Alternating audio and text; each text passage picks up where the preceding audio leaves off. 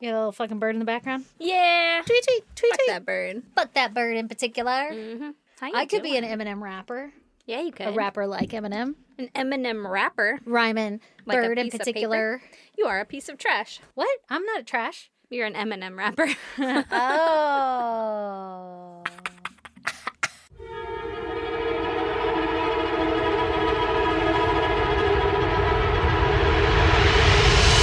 God damn! How's it going, Aaron? Yeah. Going pretty good. I do Living the know. dream. How you doing? I'm good. Doing the same, I guess. Suppose. What's your goddamn? Hey guys, Oh, hey, guys. it was a foxtail. That's my goddamn. Hank's eye. Oh my gosh. Oh my god, it was a foxtail. If you didn't listen to last week's episode, Hank didn't open his eye for like a day, and I took him to the vet, and they Who were is a like, dog? Yes, vet. Yeah, Hank Okay. is a dog, yeah. He didn't open his eye, and I was like, vet, and the vet was like, you want to pay a lot of money for me to put him under and dig around, or you want to pay a little bit of money and hope it's nothing? And I was like, let's do that. And it wasn't nothing. It was a foxtail, and I pulled it out with my bare hands. What the fuck? You have bare hands? I have bare hands. I used my bare paws. We're so dumb. Dude, what the fuck? You What pulled the that shit out fuck? with your bare hands. What the fuck? Yeah. It was in there for days, girl. There were times I Ugh. didn't see it and I saw his eye, which tells me it was fucking behind it. Like, I that bitch know. made circles around his eye It was because just foxtails swimming? only go one direction. So it must have just fucking traveled around in his brain, probably went around it, came back through, came out to the front. I don't know, man. I feel like you are very, very confident in this directional thing about foxtails. You don't think it could go backwards, even with the barbs? Like, every time he blinks, he's just like, ow. Yeah, I think it just goes forward. Ew. That's the whole point of it. And then I pulled it out, and it fucking... It was so gross. It was so gross. That picture was so wet. You sent me a picture of it, and the foxtail was saturated It was saturated. in eye boogers. Yeah. I sent it to you right after I pulled it out because I was like, I need someone else Oh, in on gross. this. Oh, my Yeah. God. I can't believe you did that with your bare hands. I did. It was fast, too. I was going to put eye drops in it, so Brandon held his eye open, and I did one eye drop, and we looked at each other because we saw a little bit of brown, and I was like, was that something? And he was like, was that something? He's like, you want to grab it? And I was like, no, I don't What want if to that's his grab it. eye? Literally, yeah. I was like, what if it's like an eyelid and it's brown? Like, I don't know what color their eyelids are. I don't know anything about fucking dog eyelids. Yeah, so I I was don't like, either. absolutely not. I don't want to grab it. And also, what am I going to do? Go run and grab the tweezers and then hope that he stays still enough for me to dig in his eye with tweezers? Like, Oh my no, god. bro. Oh my god. I don't want to grab it. Yeah. Now let's do the second eye drop. And then Brandon opened it again, and this time there were two little spikes spiking out directly at me. And I was like, uh-oh, SpaghettiOs. And I fucking grabbed it. Ugh. And then I tried to pull it, and it slipped out of my hand. And I Yuck. grabbed yuck. it again, and then I pulled it out, and Hank was just sitting there like such a good boy with his little eye. Like, he wasn't wiggling, he wasn't moving his head, he wasn't trying to get away. He's like, Brandon was "Get just it. opening his eye, yeah, and Get he was it." like, fucking get it out. Yeah. And baby. I got it, and it popped. It popped. Yuck. It went, Yuck. yeah. Ugh, I felt Stop it a little. Wait. Oh, it was so gross. So gross. No. So gross. I was horrified. I was frozen for like 30 seconds because it was like, what just happened? Hank ran off as soon as it was out, and Brandon was looking at me. I looked down, and the kids are there, and I was like, oh, good thing they witnessed this. How did they get here? Yeah, like, Jesus. We just time traumatized traveled. them, and I'm holding this thing like, what the fuck? And then Hank runs back into the kitchen and just like does the biggest stretch right in front of us. Like, oh, thank God, guys. Oh. Feels so much better. And now he's got a beautiful little eye. It's a little red. In the white parts, it's a little red. But that motherfucker can see. We have tested it. Cover Yeah. his other eye. Like, hey, you can see over here, right? Is And it working? It's working. And we're still doing the antibiotic drops or whatever. So that should be fine. But hey, look, didn't have to pay a fortune for someone else to do it. Thank fuck, dude. And he's still alive. Even though he's fucking trying. Oh my god, he really is trying. And you called it right away. You're like, I think it's a foxtail. And I was like, what makes you think it's a foxtail? And you're like, my yard's fucking covered in them. Yeah, And I was number like, well, one. so is mine. But like, that's weird. Everybody's always talking about these foxtails and fucking dog eyeballs. Mm-hmm. Oh, it actually happened to you. It actually happened. And I asked the vet, too, because he's like, it could be a foxtail. And I was like, but, like, have you seen a foxtail in an eye? And he was Yeah. like, I mean, personally, no, but it happens. And I was Right. like, okay. Yeah, because everybody always talks about it. I Mhm. mean, my dog had one, but it was somebody telling me about it. I was Yeah. like, I've never seen it either. I don't know what you're talking about. How the fuck does a foxtail get in there? Oh, my God. Stop looking at them so intensely. Yeah. Like, what were are you doing? Does must he be let chasing you? something. Does Hank let you rub his eyeball? Yeah. Like, does he like it? Is he Yeah, like, yeah, oh, yeah. Yeah. He liked it when it was in there. He would push against me, like, please suck in. Get it out. Mush How this long shit was it in around. there? How many days? 3 days. Big. Thursday to Sunday night. And then that thing just festered out, huh? Yeah. Worked its way It out. just started coming. That's disgusting. Well, we were giving him the drops and stuff, so it was Yeah. like gooping it up, and Yeah. then like anti-inflammatory stuff. So like the swelling was going down. Right. So it probably helped all those Yeah, cases to be able to see it. exactly. Fuck, that's gross. So gross. So I'll post that picture on the goddamn pod group. I was gonna post it as like a little sneak peek, but then I was like, out of context, it's just pretty gross. Yeah, it's just a wet. I mean, with context, it's also gross. It's probably grosser. so wet. It's so wet. Heyo. Ugh. But he's happy now, and he's out of his cone already. Yay. So, yay! By the way, I'm surprised your goddamn wasn't that Chip tried to kill you earlier today. I mean, that could have been it, too. My dog Chip, literally, I don't know. I just watched Aaron give up on life in the middle of walking into my house. I 'cause the didn't give dog's- up. Your dog, literally, first of all, she weighs more than I do. She weighs so much. She weighs more than I do. Actually, no, not really. I walk But into she's your heavy. house, and she likes to body slam you, and she stepped on my foot and body slammed, but Yeah, she takes stepped you out at the knees. She stepped on my right foot from the left side and then body slammed from the left side, so I couldn't put my leg out or anything. Yeah, you were hopeless. I fell. Your arms went up, and she just went to the ground like a sack of potatoes. But I feel like we made eye contact the entire time, and I was like, you just gave up. And then she just stayed on the floor laughing. I was like, oh my God, I think is she dead? Well, it hurt, and then at that point, I was like, I don't want to get up because your dogs are right there. My So dog I was just like still laying on you. covered my head. Yeah, like, fuck yeah, she's on the floor. Like, God, I can't believe how quickly you gave up. Oh man, it hurts. My butt hurts. Yeah. I landed full weight on one butt cheek Yeah. with my phone in that pocket. I thought it did. must have broke my phone, but no, I'm gonna have a fucking bruise though. You are. Yeah. Yeah, I guess Fell. that's my second goddamn is your dog. Sack of potatoes. And I don't even have one goddamn. My goddamn this week is that my fucking case that I'm going to share with you guys is like over 20 pages. Jesus. Not at my expense. Everybody needs to thank Critty for this week's episode. Hell yeah. Girl hooked it up. Thanks, But Critty. you guys are fucking in for a long doozy. A doozy. Oh, we should say Happy Father's Day. Happy Father's Day. That should Happy be my other Father's goddamn. Are you ready for Father's Day? Oh, yeah. Oh, good for you. Yeah, I already did the thing. The one I thing. gave it the one thing. I got him a hat and I gave it to him. Oh, you already gave it? Yeah, because we went to a Padre game. Oh, so you're And like, so- it'll be your Father's Day gift. Yeah, So you're I was done. like, this is your Father's Day Sweet. gift. Lee sent me this TikTok and it was like, all we want for fucking Father's Day is to watch TV without anybody fucking talking to me or anything. Like, leave me the fuck alone. Mm-hmm. And I want to eat good food. It doesn't have to be anything fancy, just something that tastes delicious. Mm-hmm. And I want a fucking head at the end of the night. Yeah, I was like, Like, it wasn't even like sex. It was like head. Like, I don't want to do anything. I want to lay there and you finish it to be off. serviced. Yeah, yeah. It's like, shit, all of those are free. Except for You the good know? meal thing. I don't know if I could cook one up, you know? Yeah, no, listen, that's when you DoorDash. Right, exactly. Gotta be good. I mean, you what do you know, want? In-N-Out, Chick-fil-A. Yeah, what are you feeling like tonight? The world is your oyster, you know? Honestly. Okay, so everybody buckle up, though, because this week I'm going to tell you about the Watts family murder, which Ooh. everybody knows about. Mhm. Everybody who's anybody in true crime has Mhm. heard about. Mm-hmm. Have you watched the documentary on Yep. Netflix? Mhm. Okay. But here's the thing. Here's what's different is our girl Critty over here. She read like 500 books and watched all the police body cam footage and everything. So Homegirl has a lot of information about this. Oh, okay. So we're doing it. Oh, okay. Well, Okay, let's hear it then. Let's hear it, guys. So 'Cause- if you've heard about the Watts family murders, Mm-hmm. I encourage you to stick around anyway because you might hear something new. Yeah. And you ain't never hear it from us. Yeah. What if? What if we're better? What if? All right. So You'll never know. starting off strong. Shanann. Shanann. Shanann. Not Shannon. Nope. Shanann. Shanann. Shazam. Mm-hmm. But Shanann. Yeah, okay. So Shanann Catherine Ruzek, Mm-hmm. she was born January 10th, 1984 in Passaic, New Jersey, Mm-hmm. to parents Frank and Sandy Ruzek. Okay.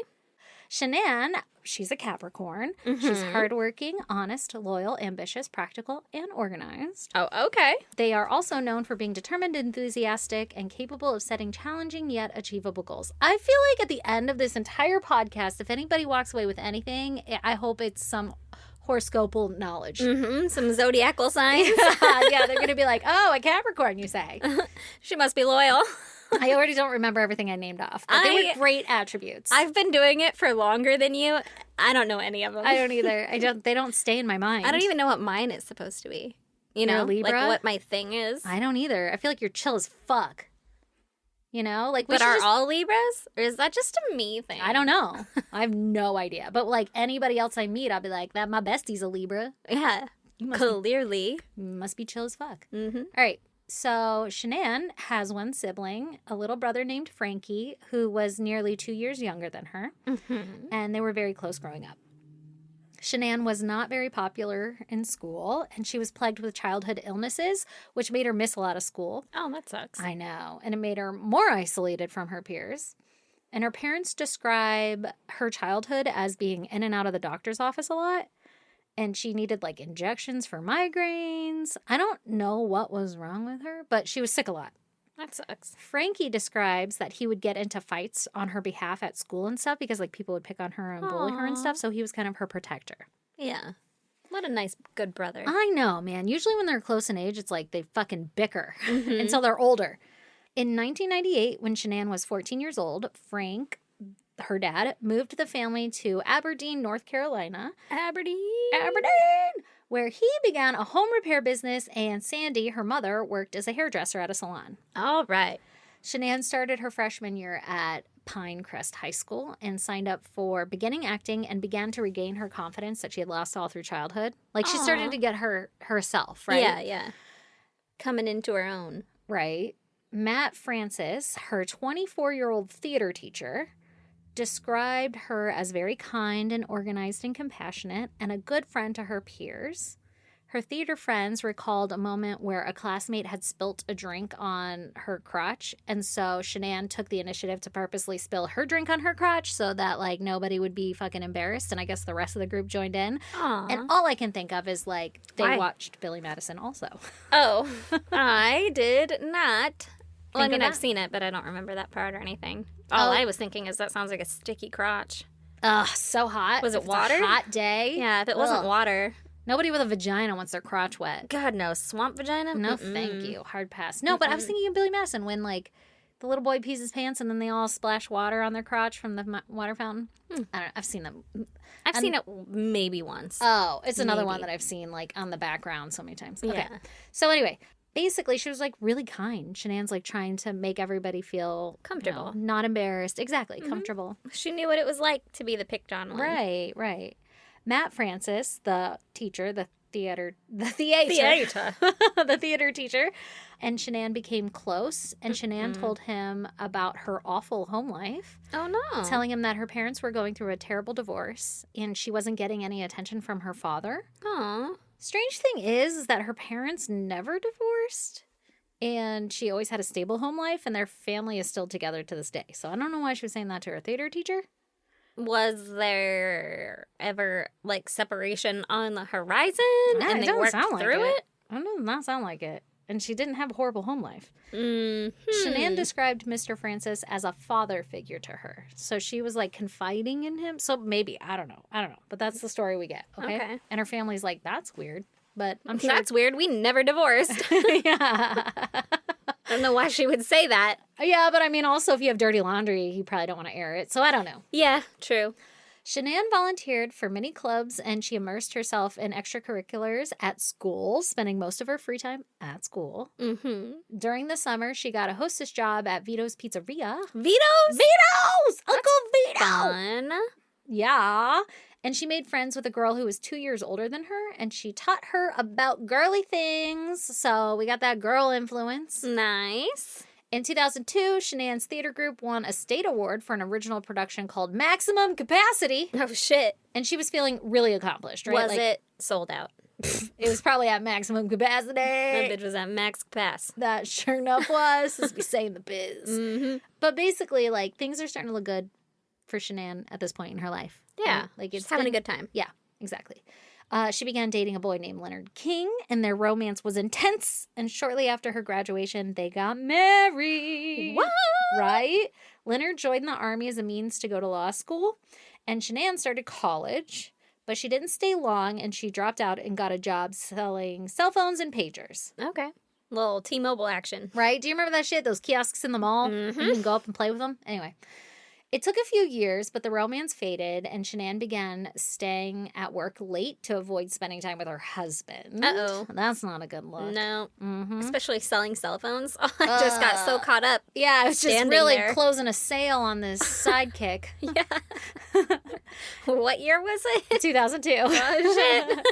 Well, 2006, Shanann became the manager of a custom wheels and fitting shop called The Dirty South. Oh, okay. Custom wheels. Yeah. Like trucks, like skateboards? I think it was more like vehicles. I don't know for sure because it was a fitting shop All right. for wheels that fit wheels on things, you know, as you Yeah, do. I don't yeah. fucking know. Yeah, okay. I for didn't sure. write the research. I Okay, really yeah. don't know. We're Sorry, learning I didn't together. mean to question you. But the important part was that she was given a company car to use, That's cool. and it was like a Cadillac Escalade or some shit. Oh, shit. Bitch probably had custom wheels, too. Fuck, I bet that she had the rims. Mm-hmm. Rim. They were like, On park the it rim. in your garage. Never use it. Yeah. Leonard and Shanann went to many marriage counseling sessions, but Shanann was not interested in saving their marriage, and in 2007, they got a divorce. She's like, I'm fucking out. Yeah, she was over it. Mm-hmm. She was alone and divorced at 23, and all of her childhood insecurities started to come flooding back, and Aw, she was baby. consumed by wanting to better herself. Okay. So Shanann moved to Charlotte, and she began saving to have a home built that she could resell for a profit. Girl has Damn, dreams. girl. Yeah, Okay. She ain't fucking around. She's like, I'm about to boss lady this bitch. Yeah. She worked her ass off and was making close to $500,000 a year. Jesus. Holy fucking shit. Doing some custom wheels. In Doing what? I don't know. Was she like a secretary? $500,000 a year? Maybe she was working the sales floor, bitch. We don't know. Like custom? I don't know. With commissions or some shit? Maybe, yeah. Oh, Who I gotta knows? go find a wheel shop. Honestly, like check I out could these sell some You wheels. could have in 2005 when it was cool. Now we don't give a fuck about rims. Do we? Well, I don't know if we do. fucking fashion is cyclical. Nostalgia, yeah. No, everything is cyclical. Wheels Yeah. will come back. Rims, Right. spinners, the bitches are gonna come back. Listen, we're on bell bottoms and belly shirts. That's what I'm so saying. And low rise jeans. we're like 5 years away from rims. mm-hmm. You could do gotta it get now. it now. Yeah. Hot tip, guys. You're Just welcome. wait. You're welcome. In November of 2009, Shanann signed a $203,000 mortgage to have a home built in a fancy suburb of Belmont. Okay. So $203,000 to have a fucking home built. cheap. Yeah. Yeah. In 2009. Fuck you, man. That was Well, right after the fucking yeah, that was- crisis. It was right when everyone was like, "Oh no, we can't afford our homes." Oh no, we all fucking took out loans and then didn't pay for them, and nobody has any actual money for this. Oh, yeah. She was very proud to say that she was only 25 years old when she built her 4,000 square foot, 4-bedroom, 3.5 bath mansion, Bitch, for Right. $203,000. right? And it is located on 1000 Peninsula Drive, Belmont, North Carolina, Did she give the current Zillow? 28012 if you want the zip code. You see that shit? Oh, I see that shit. Is it a mansion? It is so cute. It is a mansion. She had that shit built. 4-bedroom, 3.5 bathroom, 4,000 square foot. Okay. That is what she said here. Oh, okay. I don't want the What she fucking got? What street she view. got? Anything cool? There's just the one picture. Oh, they haven't sold it. Oh my god, it is a mansion. It looks like the fucking Fresh Prince of Bel-Air house. Yeah. It kind of does. Like it's one, like a White House. one. Like the White House, not just any White House. The. It's a. For us US people. I don't know. Do other people fucking know about the White House? Is that like fucking... I don't know. It's estimated right now at $816,100. Okay, she could have turned a profit there. 816, baby. God damn. So, after moving in, Shanann started feeling like shit. Oh no. And she was super lethargic, and her hair started to fall out. Uh-oh. Uh-oh is right. And so she went to like 1,000,000 doctors, and she was diagnosed with lupus. Not lupus. God damn it, in May of 2010. Oh, that sucks. I'm over here like, I fucking think you have lupus. I don't know. Didn't you say your doctor said it might be lupus? It might Something be. might be lupus? Yeah. Not to share your information with everybody, but we don't really actually fucking know what's going on. And I don't really care either. Yeah. They said it might be an autoimmune disease, and then I went to see an autoimmune disease doctor, and they were like, maybe. Fucking thanks. Cool. And then they're like, do you want to come back? And I was like, No, I'll just live with all for these what? ailments. Yeah. If your hair starts falling out, though, we need to go check. We need to It's check gotten it. thinner. We need to do a lupus check-in, you know? If you asked Brandon if my hair was falling out, he'd probably say yes. It's all the shower everywhere. wall. Yeah. Dude, since being home all the time and not having my hair down often, whenever I do take it out at the end of the night, like gobs of hair comes out, and I'm like, I don't know if I'm balding or if it's just from having my hair up in a ponytail all day. So, verdict's still out on that one. I think it's that you're used to running your hands through your hair, and so like you get 1 or 2 strands out throughout the day. Yeah, probably. And then at the end of the day, if you haven't done that, when you do, It's just like fucking, here's all your hair at all of once. it. Yeah. I'm like, Jesus Christ, how does it keep coming back? All right. So in May of 2010, that's when she gets the lupus diagnosis. Okay. And in case anybody doesn't know, lupus is a disease that occurs when your body's immune system attacks its own tissues and organs. So Shanann was devastated by this incurable diagnosis, so she sought out a second opinion. And Nope, don't like that. Let's try again. Sucks. Don't like that answer. Mm-hmm. And the second doctor was like, hey, not only do you have lupus, but you also have fibromyalgia. Oh, fuck. Yeah. So for anybody who doesn't know what that is, it's a disorder that is characterized by widespread musculoskeletal pain. Ow. Just your fucking skeleton hurts? I'm guessing it's like your muscles and your bones. Musculoskeletal? I don't know. I didn't fucking double check. But everything just hurts. And so it's also accompanied by fatigue and sleep and memory and mood issues. Oh, good. I also have that. Honestly. I'm just kidding. Is there a cure for that? Everybody always talks about it like there isn't, so I don't really know. Yeah. Did I look up any of this? I have no idea. But both sound pretty shitty to have. Like, she's got both of the poopy ones that you're like, oh, man, nobody wants that shit. Yeah, especially like right on top of each other. Yeah, you know? like we were rolling the dice for PTSD or something, you know? Something cute. I wanted one of those fashionable ones. Yeah. So, Shanann was prescribed an assload of medications for all of her ailments, and they gave her terrible side effects, including weight gain and all of that shit added to her insecurities from childhood. Oh, that sucks. One of Shanann's coworkers could see that she was all kinds of fucked up and upset over everything, and so she called her cousin, whose name is Chris, and his cousin had just been dumped by his most recent girlfriend. And so she was like, hey, why don't you try talking to my friend Shanann? Like, she doesn't have anybody. She's having a hard time. She might be interested. So, like, here's her Facebook. Go be friends with her. Hookup action. Exactly. How cool is that? I know. So he sent her a Facebook friend request, and Shanann instantly denied it. And she was like, I'm fucking dying. Like, I don't need no man. Yeah, exactly. I don't need no man in my life right now. What are you trying to swoop in and get this inheritance? Get out of here, Casanova. Yeah, I just built this motherfucking house. She was not trying to find another man or anything like that. I don't got time for that. Exactly. Shanann told the owner of the Dirty South that she couldn't manage his stores anymore, so she was a manager. And she took a leave of absence to work on her health. Good for her. Yeah. So now let me tell you about Chris, his cousin. Christopher Lee Watts. He was born on May 16th, 1985, to parents Ronnie and Cindy Watts. In Fayetteville, North Carolina. Fayetteville? I don't know. Everybody got mad at us the one time we said it. Oh, shit. Did they? Remember? Sorry if I just said it wrong again. I just remember thinking it's Fayette for like Lafayette. Yeah. You know, Lafayette. From when we read Fayetteville. all this shit. So Fayetteville. I don't know. Whatever. North Carolina. All right. He's a Taurus, so those people are known for being intelligent, dependable, hardworking, dedicated, and stubborn. Yeah, he's a bull. My brother's a Taurus. He has one sister named Jamie, who is 6.5 years older, and then basically helped raise him. Okay.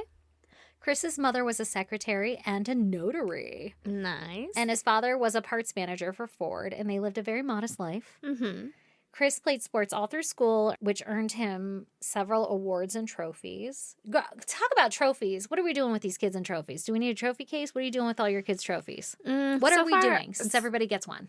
So far, all he has is medals. And so he has a little drawer that has like all of his special shit that he puts it in Ooh, there. I like that. I think we should move towards medals because both of my kids now have fucking trophies for every season of everything they play. So like every year there's like 3 fucking trophies that are being added to their dresser, and I don't have any more room. Get those like shelves and just put them up on them like by the ceiling, you know? Right? Yeah. That's I like my that. trophy wall. I was thinking of getting like a trophy case and putting it in the fucking hallway or some shit. Like I a don't know. hutch. Yeah, basically, because I have so much random shit that I'm like, I don't know what to do with. But if I had a hutch, Yeah, I actually need a hutch, but Yeah. you know, I don't want to put Or trophies shelves. in there. yeah, fuck man. Okay, so anyway, so he had a bunch too. Chris had a bunch. Yeah, who doesn't? You know, who play youth sports got a bunch of trophies. Exactly. He did a lot of shit, and his dad was by his side cheering him on every fucking game on the sidelines, right? Like his dad was like, "Fuck yeah, my boy likes sports." Chris idolized his father, and his father taught him auto repair, supported him on all of his sports, took him to NASCAR races and the Daytona 500, like typical boy shit from like the fucking America, you know? Yeah. Chris was shy and withdrawn with his peers, and he spent most of his social time at home with his parents and his grandma. His grandma would quiz him on state capitals, and he was really good at memorizing them and reciting them. Fucking nerd!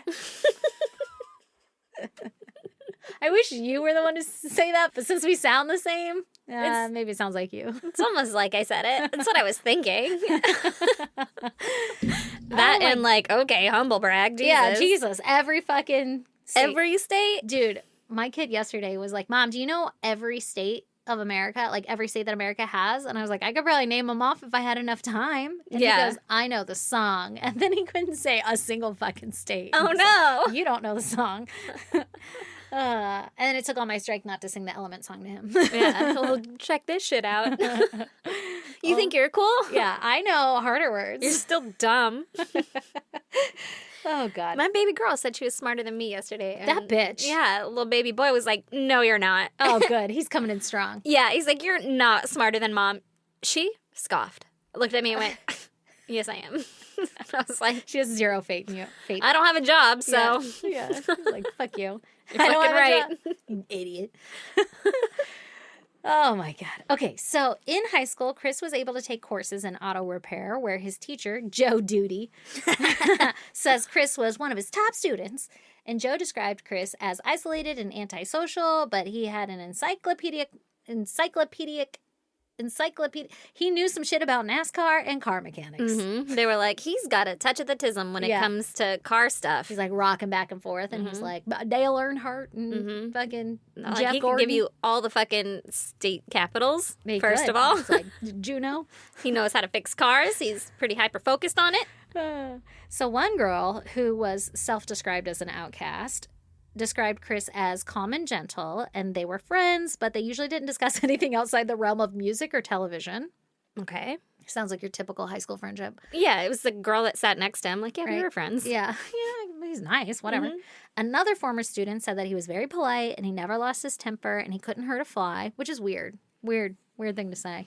I mean, I guess he wasn't like throwing wrenches in auto class. I believe they asked him after a certain set of circumstances. Yeah, which I have not told you about yet. Uh-huh. And the person was probably like, I never would have guessed. Shocked. Color me shocked.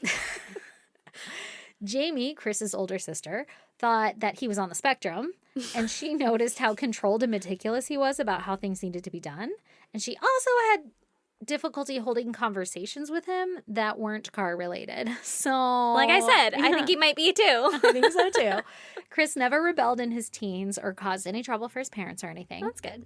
His father helped him buy and fix up an old Ford Mustang, and he was very proud of it. Very cool. Auto teacher Joe, that guy, he was so impressed with Chris's auto skills that he took him to a competition for high school students where his team placed third out of the 4 teams competing. He was like, fucking hot wire this car real quick. Yeah, like what kind of competition? I don't know. Maybe. I'm doing something like change the oil and rotate these tires. Yeah, fucking change the You're spark gonna plugs. work at fucking Pep Boys. Yeah, and then rig it up to zap the opposing team. Yeah, good trick. You're gonna work at Pet Boys. I remember my first boyfriend was a lube technician. Yeah, he would be. Technical lube. That was his official Shit. title. Not bad. couldn't think of a different word, you know? I don't think they wanted to. It was Nah. fucking boys. Nah, for sure. Okay, so upon Chris's high school graduation in 2003, he was awarded a $1,000 scholarship to the NASCAR Institute in Mooresville, North Carolina. Shoot. You know that old NASCAR Institute? Mm-hmm. A scholarship, you say? For $1,000, so that will cover one book. Yeah, what do you know. do there? And in 2003, that is how much it all still costed then. Yeah, I went to kidding. college around then. No kidding. This was Chris's first time out of the house when he went to the NASCAR Institute, and he got a part-time What job. did you just say? NASCAR Institute. This is his first time out of the house? Yeah, like he wasn't living at home. Okay. Yeah. Is the NASCAR Institute a school? I think so, because he got a scholarship. I thought it was like Legoland. Like, they just give you a fucking ticket to go to the NASCAR Institute and check out the museum. Yeah. And he's just like, fuck yeah, I got $1,000 in gift cards to blow for hats and T-shirts and mustache combs. Literally, yeah. Yeah, no, I think it's an actual school because Learn there's how to be a pit crew? scholar in the word, but, you know. Learn how to be Yeah. All you said was NASCAR Institute. in Mooresville, North Carolina. Yeah. You didn't say it was scholarly. I said $1,000 scholarship. Okay. That's why I said the scholar Because part. they didn't call it a gift card. Yeah, exactly. Okay, so it was his first time living out of his parents' house, and then he got a part-time job working at a Ford dealership in this new town. Okay. Ronnie and Cindy, his parents, sent him rent money and paid for his car insurance and helped him get groceries until he got on his feet. The homie's living the fucking dream. Mm-hmm. Meanwhile, Shanann over there was fucking Busting self-made ass. man. Yeah. Busting ass and Yeah. taking motherfucking names. Like building it. her empire. Mm-hmm. So Chris had an apartment with another NASCAR student.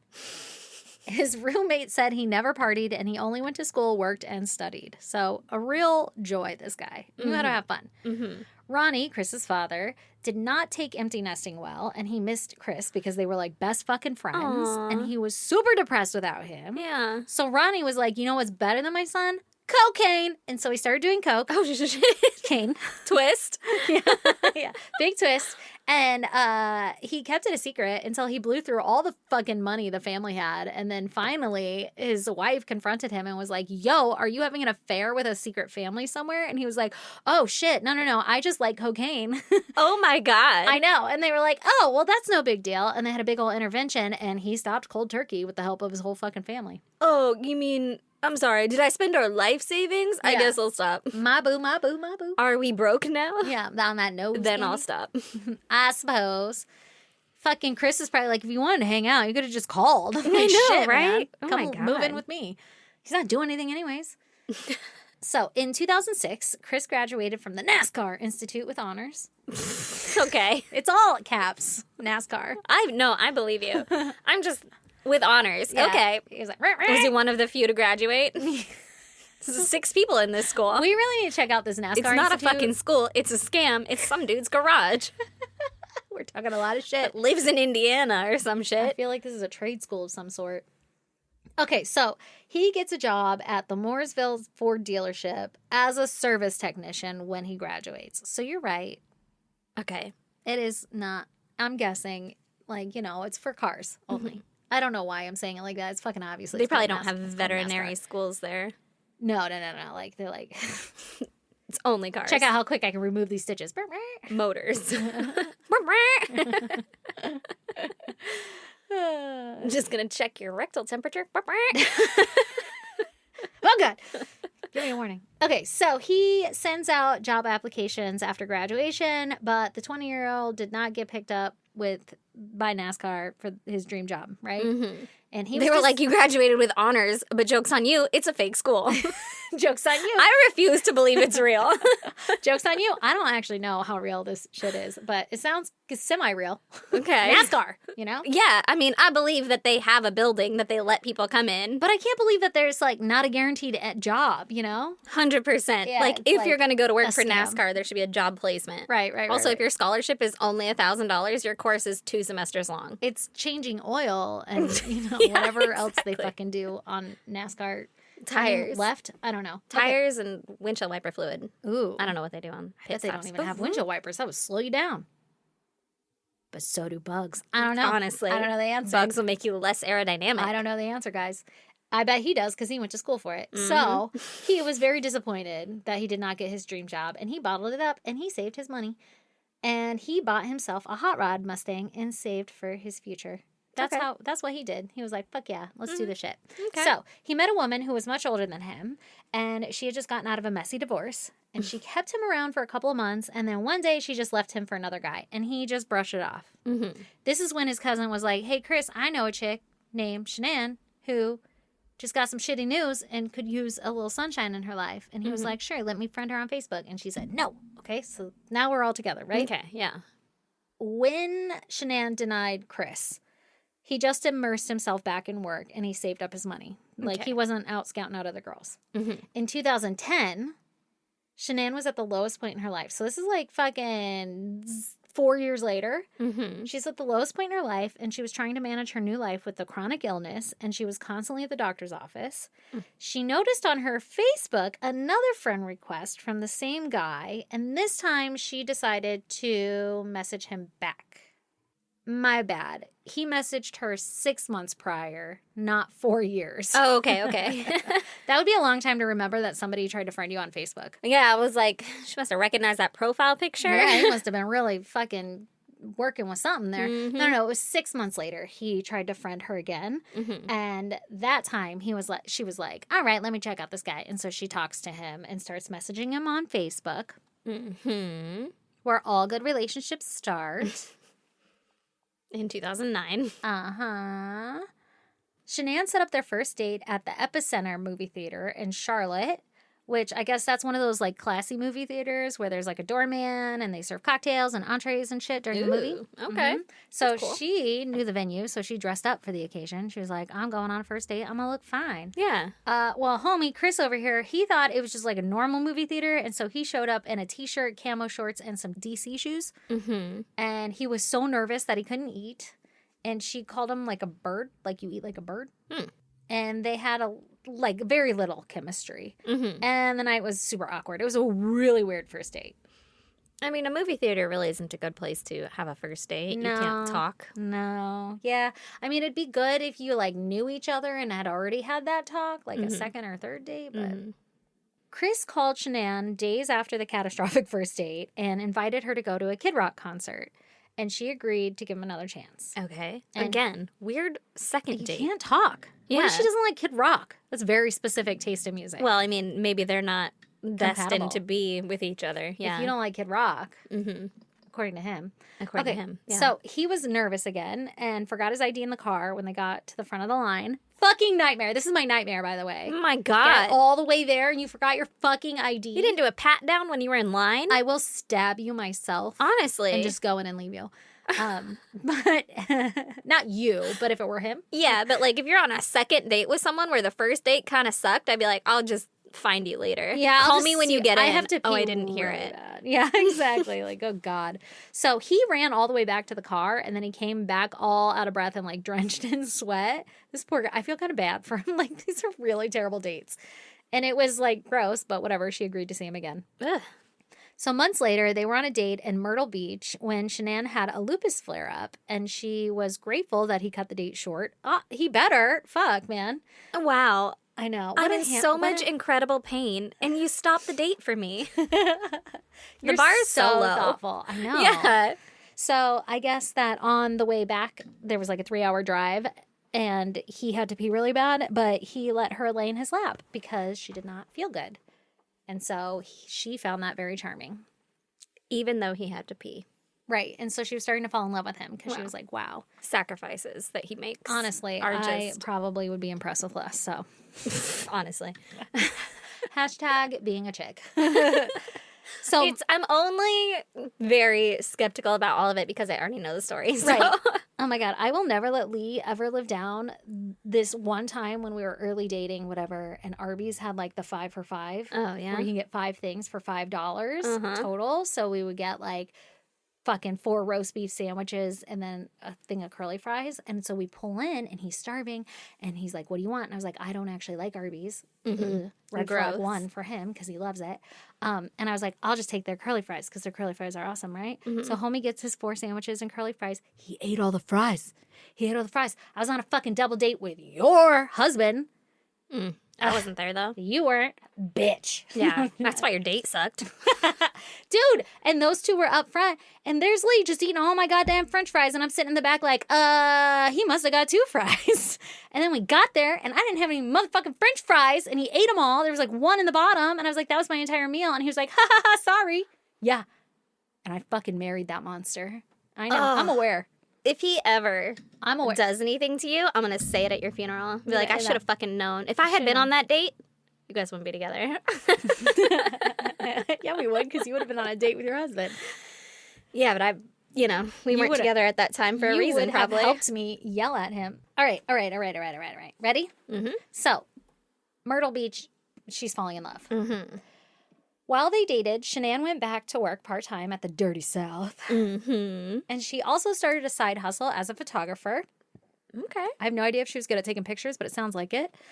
She needed more money to pay her medical debt, and so she sent out resumes to be a nanny. She was hired by expecting mother Gina Dietz to watch her 18-month-old son Eli while she was at work. Okay. So Shanann and Gina became really close, and Shanann was part of Dietz' family, basically. So she gets the nanny job. Nice. Shanann was becoming more and more reliant on Chris, who was at her every beck and call, basically. He organized her pills, he took her to colonoscopy appointments, stayed with her through painful episodes like flare-ups and stuff, and helped her do chores and everything. Like, he was a very doting boyfriend to her. Okay. In 2010, Chris moved into Shanann's mansion with her Yeah. and began to help her financially. He gave her $11,000 that he saved up from working at the Ford dealership. Wow. And that was like all the money that he had. And Shanann began telling friends and family about Chris. So she was like, hey, I'm seeing this guy and he's kind of cute, whatever, right? Mm-hmm. And she posted a picture of them together on Instagram. So it's becoming official. Mm-hmm. No big deal. Yeah. They planned to have a cookout at their place so that their parents could come over and see their house and both families could meet each other. But it did not go so well. So Cindy and James, Chris's mom and sister, thought that Shanann's dad and brother, Frank and Frankie, were nice, but that they did not like Shanann's mom, Sandy. They were like, but not that mom. She's a bitch. And Sandy did not like them either. Sandy was like, you guys are bitches. And so Cindy and Jamie questioned Sandy on how Shanann could afford such a luxury without a full-time job. So basically, Chris's mom and sister are like grilling Shanann's mom. Like, how does she have all this money for this beautiful home and all this stuff, but she doesn't have a full-time job? And they also questioned if it was like legally obtained. Now, mind you, Shanann's over here kicking ass and taking names. Yeah. So Sandy is like, fuck you too, bitch. Call the cops. I'm going to kill you and them loud-ass motherfucking bark dogs. Don't you say that shit about my daughter. 100%. Yeah. And so at one point, I guess Sandy, Shanann's mom, and Cindy, Chris's mom, were left alone. And Cindy leaned in and asked Sandy, Shanann was married before? And Sandy snapped back like, yes, just like your daughter, like Jamie was. So like, fucking shut up. And Cindy was like, I don't think Shanann really loves my son. And Sandy just left the room because fuck that shit. So they're just stirring up Also, shit. okay. Yeah, right? Like, come on. Well, then I guess he can't live in this nice fucking mansion. That my daughter has hustled for him, Yeah. too, now. You're welcome. Why are parents...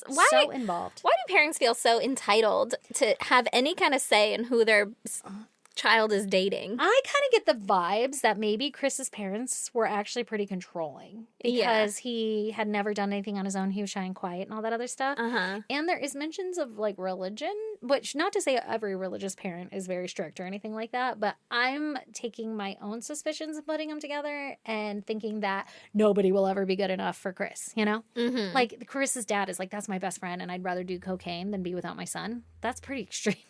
You know? Yeah. Like falling into a drug-fueled episode, whatever. Right? Like, it seems pretty toxic kind of lifestyle. And like, my way or no way. Yeah. Again, I'm just speculating. So, anyway. I don't think your daughter loves my son. Right. I don't think your husband's off the coke. Like, yeah. Like, what? Don't throw stones. I don't think you have a fucking... leg to stand on? Yeah. I can't think of any more hyperboles. That's it. That's the one. That Christmas. So the cookout does not go well, right? Okay, yeah. That Christmas. Chris and Shanann, they spend the holiday with Frank and Sandy and Frankie, so Shanann's family. Okay. And it was the first Christmas that Chris wasn't with his family for the holidays. Uh-oh. Oopsie. And they even did New Year's at Shanann's parents' house or Okay. wherever. I don't Are know they if all were in the there. same state? Right now they are, yes. Okay. Seems like you could just make a trip. I think they are anyway. They won't be soon. So a few weeks later, after that, Gina, the employer for Shanann, she gave birth to her daughter Ava, and the Dietz family moved to Broomfield, Colorado. So now Shanann does not have a job, right? Yeah. And Gina talked to Shanann frequently and told her how good Colorado is and how great the air would be for her lupus and all of her fucking ailments and shit, and that they should really come move to Colorado. Because they're also probably I want my fucking nanny back. Yeah. Shanann and Chris fell into a routine where Shanann told him what to do and he would do it, but he never complained. He kind of just sort of liked being told what to do, and she liked telling him what to do. And then in August of 2011, Shanann rented a house on Ocean Isle Beach, and Shanann's parents were also invited to the beach, and Chris used the opportunity to propose to Shanann, with her father's permission, of course. And Sandy and Frank were super happy for their daughter and thought that they were a great team. They loved Chris. They were like, yes, this is great. Your family's fucking crazy, but whatever. This is awesome. Yeah. Chris and Shanann visited the Dietz family in Colorado for Thanksgiving that year. And this was the first time that the Dietz family met Chris. And they were super impressed by his devotion to Shanann because he literally did everything that she said to do. And Chris also helped Charlie Dietz install hardwood floors while they were visiting because he offered to help or whatever. And during the visit, Shanann and Chris decided to move to Colorado. So, the Dietz family are fucking checks out. And he's willing to move here? We like this guy. Yeah, he seems like a good fit. He'll move her right here because she told him to. Right? Exactly. So the plan was for Chris to move to Colorado first and live in the Dietz's basement until Shanann sold her house. And then she would also live in the Dietz's basement until they found their own place. And everybody was cool with this idea. Okay. So Cindy, Chris's mom, was convinced that the move was all Shanann's idea, to get him away from her. And she was really angry, and she was like, you're taking my son across the country, blah, right? So she's pissed. Shanann didn't give a fuck what Cindy had to say because she had an engagement party to plan. She just got engaged. Everything's looking great. She's going to move to Colorado with her husband, blah, blah, blah, whatever. Yeah, not your business. Fiance, yeah.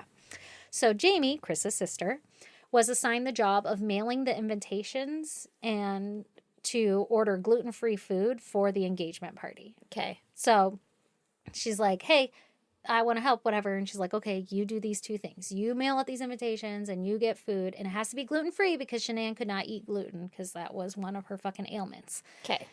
And she asked... Putting the food on someone else is a big... Yeah, it's a big trust. Yeah. Mailing invitations, all right. Food? Yeah, you're really... That's a big one. That's a big and one. It's expensive. I know. So Shanann had also asked if Jamie's children would be the flower girl and ring bearer in their wedding. So, she's doing right? Shanann was disappointed to find that several people that she invited to her party never showed up because they did not receive an invitation because Jamie did not send it. And also, she did not order gluten-free food, so Shanann could not eat anything at her own engagement party. Oh, no. And Cindy, Chris's mom, confronted Shanann and accused her of turning Chris against his family. At the party? At the party, and a screaming fight ensued. What? Jamie claims that she may have missed one or two invites, but that everyone was there. So she's like, that's not true. And she had no comment on the food. But that seems pretty conniving. Yeah. You know what I mean? That's kind of fucked up. Right? Cindy said that she didn't even want to go to the engagement party, but that then she don't go, did. bitch. Yeah, and that she was cordial. And she also right said up until you started screaming at the future bride. right, I guess. And she said that sometimes disagreements in families happen, whatever. We can do this. Chris broke off all communications with his family after the party. Listen. And he cursed his mom out. And we don't know if he was encouraged by Shanann to curse her out or if it was just rage, if he was so upset. Yeah. Right? Yeah. But he does that. Well, listen, you keep fucking meddling in his relationship and stuff, and he's not going to want you around. And if Shanann is pulling him away from you, it's not going to help you confronting her at a party. No, talk to him. Yeah, and screaming about it. Blink twice. Do you need me to send in the troops? Yeah. And if he's like, no, I'd be like, cool, all right, she got beer-flavored nipples. Yeah, I guess I'll try to support you. Uh-huh. Yeah. That's crazy. That's what makes me think it's her way or the highway kind of thing. Again, speculation. Yeah. But I'm kind of getting those vibes. Mm-hmm. All right, so Shanann stops working at the Dirty South and was required to return that custom Cadillac Escalade with the sweet, sweet rims that we're alleging. And she had been using that the whole time during her employment. And she wasn't on great terms with the owner at this point, and she asked Chris if he would mess up the Escalade before she just turned it in. That's fucked up. I know, but I guess he was like, no, man, that's fucked up, and he did not do it. But she returned the car. Yeah. But she was willing to do it. Well, okay. She told him to do it, which means that she's willing to be like, I don't know what happened. Yeah, Somebody else must have done something. Yeah, but she's like, do it. Yeah. In April of 2012, Chris moved in with Gina and Charlie Dietz back in Colorado, and he got a job at a Ford dealership. That's what that NASCAR degree will get you. Exactly. And he lived there with the Dietz and their 2 children for 6 months before Shanann joined them. That's a long time. That was a long time. But I guess Gina was impressed with how Chris bonded with her baby daughter and thought about how he would be a great dad. And Chris would work long hours and banked up as much money as he could while he was out there. Shanann made him take an online communications course at a local community college because we need to communicate better. Yeah, she thought that would help. Are you serious? Yeah, Aw. she was like, I think he should work on getting a degree and everything. Like she expected more out of him, not this NASCAR Institute bullshit. Yeah, she was like that. I don't think that's a real college. Yeah, yeah. And so, sorry if anybody goes there. It really is one. We have no idea. We're talking out of our ass. He can be seen on YouTube giving a speech to a small audience about relationship deterioration or something that he had to do for this communications class. And according to Critty, it sucks. So he did not do very good at that communication class. Okay. Critty would not have given him his degree. No, she would not have. So Shanann sold her home for $349,000 in August. And she was so desperate to sell that she left like all of her furniture. So at this pace, she made like $50,000. A little less than that. Shanann also got a job at the Ford dealership with Chris, but she worked in sales. And their coworkers noticed how Shanann wore the pants in the relationship and just thought Chris was like super easygoing. Like he's really chill because she just tells him what to do and he just does it and he doesn't really mind. Okay. Chris and Shanann became part of the Dietz family. Gina and Shanann would cook tons of Italian food because they were both Italian women, and the guys would do the dishes. So they had like a little like sister marriage going. Yeah, a little modern family thing going on. Right. They all noticed how introverted Chris was, and he was often quiet and shy in social situations. Mm-hmm. The Dietz figured that Shanann and Chris had the perfect dynamic, and she called the shots, and he was cool with it. Mm-hmm. So in October of 2012, Shanann posted a picture of her at her wedding shower with a new pet wiener dog called Dieter. Called what? Dieter. Dieter? Dieter. And in that same month, Chris signed a $393,000 mortgage for a home on 2825 Saratoga Trail, Frederick, Colorado. And the property was over 6,000 square feet, had 5 bedrooms and 4 bathrooms. So they just moved to another goddamn mansion. It's in Frederick, Colorado, yeah. God damn. Is it another mansion? Yeah. God damn, this is the house I've seen all over. Everybody's seen this house. Yeah, it's true. It's a very fucking nice house. Mm-hmm. How are they affording all this shit, man? It's for sale right now. I bet it is. $750,000. God damn. Does it tell you that people died in that fucking bitch? More information. Wow, this is a beautiful home. Nothing like this one for sale at this price in the area. Nothing like this one. Yeah. Could tell you why. Small stains. No, I'm just kidding. No, it doesn't say. Interesting. Okay. I wonder if they have to tell you if you go to actually buy it. Like disclose something happened? Maybe. Mm-hmm. I don't know. So they're in Colorado, right? Shanann was very active on Facebook and Instagram, and she made wedding websites and had a countdown for the big day, like typical Pinterest galley is what this sounds like. Mm-hmm. The entire engagement and every milestone was documented and posted for everybody to see. Everything. Mm-hmm. The couple married on November 3rd, 2012 at the Doubletree Hilton in Charlotte, North Carolina, and the only member of Chris's family to be allowed to attend was his grandmother. Allowed? Yeah. That's what you get. That's what I'm saying. You keep fucking speaking out. Right? And cussing at the future bride at her engagement party. You're not going to go to the wedding. You cannot do that shit, man. Yeah. So they had a Pittsburgh Steelers wedding cake in honor of what Shanann said their favorite football team was. All right, that's cute. I don't know how Chris felt, but okay. It's our favorite. In lieu of gifts, the guests were asked to make donations to the Lupus Foundation. Girl, how about donations to your bank account, homie? I know, right? Like, can you donate to my medical funds? Right? Chris performed a sexy dance for Shanann at the wedding. Ew. From the movie Magic Mike. And it seemed forced and awkward. Why? Why would you do that? Why would you do that? Do you This think is the she made him do shyest, it? most introvert, 1,000%, not to be a dick, but like 100% I feel like she made him do it. Oh my God, that's so awkward. I'm using a lot of judgment here, and I am a terrible person, but you guys all know who I am, so that's okay. But like, I feel like Shanann was very much about appearances, you know? So like, I could, the very little that I know about her, right? Anything that I read, I could see somebody like that being like, you're going to do this cute dance for me, and it's going to be cute because I saw it on TikTok. Instagram. Yeah. Yeah. Instagram, whatever at the time. Exactly. And then, like, that's what she wants for her wedding, too. And then he does it because he does what she says. But he's not the kind of guy that should be doing. I don't know. I don't know for sure. But everybody's saying he's shy and introverted. I feel like a Magic Mike style fucking dance. burlesque dance. At your wedding with, like, Your all of family. your family around. It's Well, not all of his, His but family isn't there. He's like, yeah, fuck, I don't care. it's just Nana. Yeah.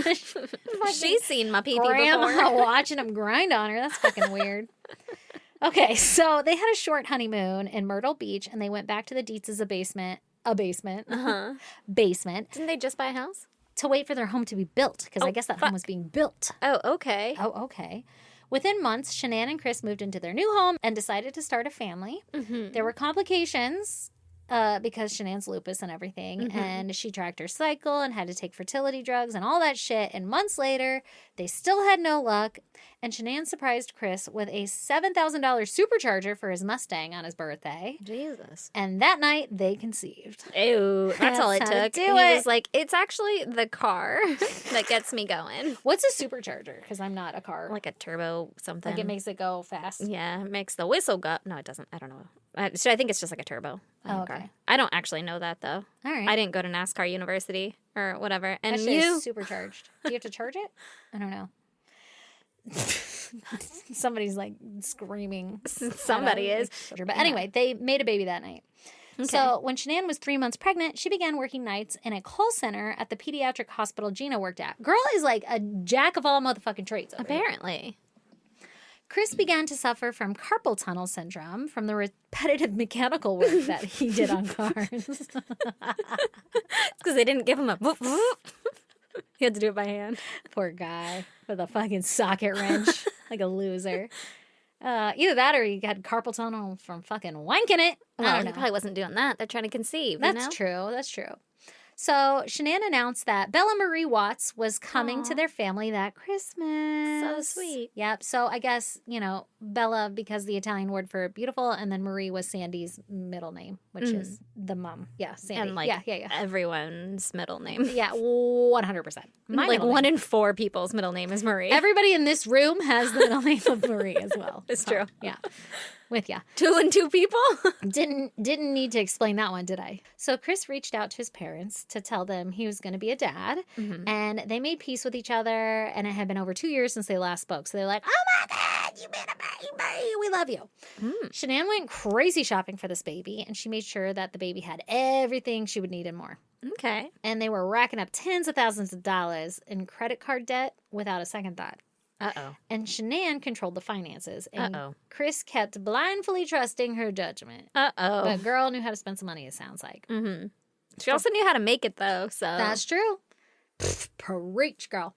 So, for Halloween, Shanann dressed as an oven with her pregnant belly being the bun. And guys, she literally dressed as an oven. Like, there's like cute. a cardboard cutout of an oven. It's a lot of work for a pregnant person. It's a lot of work. But solid execution. Yeah. And Chris dressed up kind of like in a chef outfit. And on his apron, it said bun maker. Ew. And then, like, her belly was the bun. Get it? Like, Yeah, a I little got bun that on part. it. I don't know if I said that out loud.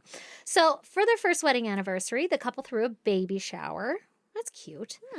Guests noticed how organized their home was, and some neighbors speculated that maybe Shanann had, like, OCD because it was, like, too perfect. It was just a brand new house, and they didn't have kids yet. Right? They had barely moved in. I know, but they also noticed that she made Chris do everything and, like, all of the cleaning and stuff. Like, neighbors noticed. Without anybody being like, wow, you have to do a lot of work. They're just like, he does a lot of shit, and she just sits there. Okay, so one neighbor witnessed Chris not being allowed to leave the home until he was done organizing the basement. Allowed? I guess. Pardon me, we're all adults here. The neighbor. Shanann's water broke one night after the end of her shift. Ew. And she had just worked 16 and a half hours. Ugh. I know. Now you have to go work again? It's called labor. Yeah. Girl. Yeah, I don't know how she did that shit. That is dangerous. But Bella was born on December 17th in 2013. Shanann posted pictures of Chris holding Bella as a newborn, again, all over social media and stuff. For Christmas, she had him dress as Santa and pose with an 8-day-old Bella and her presents. Okay. Yep. You don't have to dress up for them when they're that young. They won't know, but it makes a great social media post. Mm-hmm. The following January, Chris's parents, Ronnie and Cindy, flew to Colorado to meet their new granddaughter. And despite noticing how anxious Chris behaved, they kept it to themselves so that they would be allowed to visit. Yeah, so they were like, smart. They're learning. Yeah. Mm-hmm. Mm-hmm. Chris left the Ford dealership and began working as an oil field operator, which paid more money, and his carpal tunnel wasn't getting all fucked up. Okay. I guess you don't have to do as fine motor skills. More of like a sling of muscles, you know? Is that from all the TikToks you've watched where they sling the chain? Yeah. And you're like, oh, do that again. Wow. Wow, is your shirt wet? Oh my God. Look at those forearms. Wow. Look at all that oil spraying everywhere. Hope they get the next pipe on. And then it quick. zooms in on them and you're like, Jesus, never mind. I have to go. Oh, God. Okay, so anyway, he was a doting father, Chris was, and he changed diapers, sang songs, fed Bella, bathed her, and basically just did normal dad things. So he was a great dad. Good. Love that. Shanann, I know, right? Shanann kept her night job at the hospital call center and picked up another job at a children's retail clothing store, and she also started getting into direct sales companies. Jesus. Right? When Bella was 6 months old, Shanann's little brother, Frankie, came for an extended visit to see if he could find any work in Colorado and move out there. Mm-hmm. And he stayed and was happy to help with the baby. Frankie noticed how subservient Chris was, and Shanann was happy with it. And Frankie wasn't able to find any work, and so he goes back to the parents' house after a few months. But even Frankie is like, wow, Chris does a lot of shit for Shanann. Yeah. And he likes it, so whatever. Friends and family noticed how different the couple was, but thought their opposite personalities complemented each other. And so nobody raised any kind of flags. Mm-hmm. And right before Bella's first birthday, Chris traded in his beloved Mustang for a 2015 Ford Explorer that became the family's only vehicle. I had that. Yeah, you did. No, I didn't. I lied. Sorry. Mine was an Escape. Same X at the beginning, you know? I never remembered. Even when I had it, I was like, I don't fucking know. It's a Ford. It's white. Right? The car payment was $588. Dang. And this was added to their $2,800 mortgage. Uh-oh. And their credit card bills. Uh-oh. So shit was getting fucked up. It's expensive to be them. Yeah. But also, you're trading in your fancy pants Mustang for it? You would think. Well, didn't he build that Mustang and shit? I guess. So, yeah, he's So a they're hot rod. You can sell it for $1,000. I don't know. If you find the right person, I don't Yeah. know. Around the same time, thanks to more fertility drugs, Shanann became pregnant again, and she announced it to Chris by posting an eviction notice on Bella's crib, and Chris appeared delighted and thrilled in the video, which I'm sure she posted to social media. Shanann's parents, Frank and Sandy, moved into the Watts' basement to help Shanann through her pregnancy, and Frankie stayed at his parents' house to hold down the fort while they were in Colorado. Wow. Shanann and her mother bickered all the fucking time, though. It was, not a good thing. Yeah. They would fight over silly things, and it created more tension in the household. I bet. You can't live with your parents again once you haven't, you know? I know, honestly. Okay. So it sounds like things are getting a little heated there. Like you said, it's hard to live with your parents after you moved out. On Chris's 30th birthday in 2015, Shanann made a post about how much she loved Chris and what a great husband and father he is. Aww. And the following month, Shanann blindsided him with the news that they needed to file for Chapter 7 bankruptcy. Uh-oh. Oopsie. Yeah. They were nearly $450,000 in debt. Oh, my God. I know. And most of their debt was from retail credit card purchases. Oh, my God. That's a lot of debt. That's $500,000. On retail purchases. Not like shopping. That's our mortgage. No. Yeah, oh, my God. That's I crazy. know. So medical bills and student loans made up the rest of their debt. And their income that year was $90,000 when their previous year income had been $147,000. Oh. So not making the same kind of cash we were last year. Mm-hmm. The next month, on July 17th, 2015, Shanann gave birth to Celeste Catherine Watts. Celeste is Shanann's grandmother's name, and Catherine is Shanann's middle name, so all family names. Mm-hmm. But Celeste was not a healthy baby, and she was diagnosed with, buckle up, guys, eosinophilic esophagitis. Anyway, this EOE, something with your esophagus. It's an allergic inflammatory condition that causes the esophagus to become inflamed. Okay. Okay? Owie. Yeah. And she needed steroids to help her breathe for her first year. The following month, a federal judge discharged the majority of the Watts' debt and made them take some credit card management classes or whatever, some credit management class. So they filed for bankruptcy, and they were like, yep, you got it. You have been forgiven. Wow. Shanann only discussed the bankruptcy with a few people, but said that it was mostly medical bills and that it would be better for them in the long run. But it really was not just medical bills.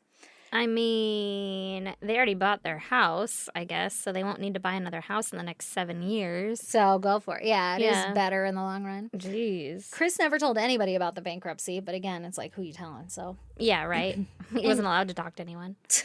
in January 2016, Shanann signed up to be a Thrive promoter, and that's a direct sales company for lifestyle supplements, shakes, and derma fusion skin patches. So, pyramid scheme. Snake oil. Yeah. Yeah. And at the time, Chris weighed over 245 pounds, and they started taking the supplements together. Mm-hmm. And despite the odds, Shanann was making sales and recruiting people in like the typical pyramid fashion. Mm-hmm. Shanann used Facebook and Instagram to promote Thrive, and her and Chris were losing weight and It was thriving. Nah. It's a pretty joke for you. Shanann convinced Chris to sell under her, and she ran his Facebook page to get his sales. So she was just pretending to be him to get more sales. Yeah. Like using his face. Okay. And she told him to not tell anybody that she was behind the sales. Yeah. Chris now worked at some petroleum oil-filled company as an operator, and despite his timidness, he made a friend. Good for him. So she's over here selling some shit, and he's like, yeah, go for it, man. And she's fucking doing great at it. Side hustle. Great salesperson, it sounds like. Yeah. And he's like, I'm going to go ahead and do this oil thing. And he makes a friend named Troy McCoy. Troy McCoy. Troy McCoy. His parents made a decision. I know. And he knew about his wife and daughters and their Thrive business, right? So Yeah. Troy's like his best friend, I guess. Shanann's internet postings sort of like got out of control, and she posted photos of her and Chris multiple times a day taking their Thrive supplements. Like, it was like she was really selling it. She was the face of the fucking company. Mm-hmm. For Celeste's first birthday, Sandy, Shanann's mom, invited a coworker, Nicole Atkinson, and she and Shanann became instant besties for life. So Shanann and Nicole are now besties. Okay. Nicole quickly became part of her Thrive family, and Shanann was becoming very popular in the company. Mm-hmm. In 2016, Chris began getting resentful at how public Shanann was making their lives all over the internet.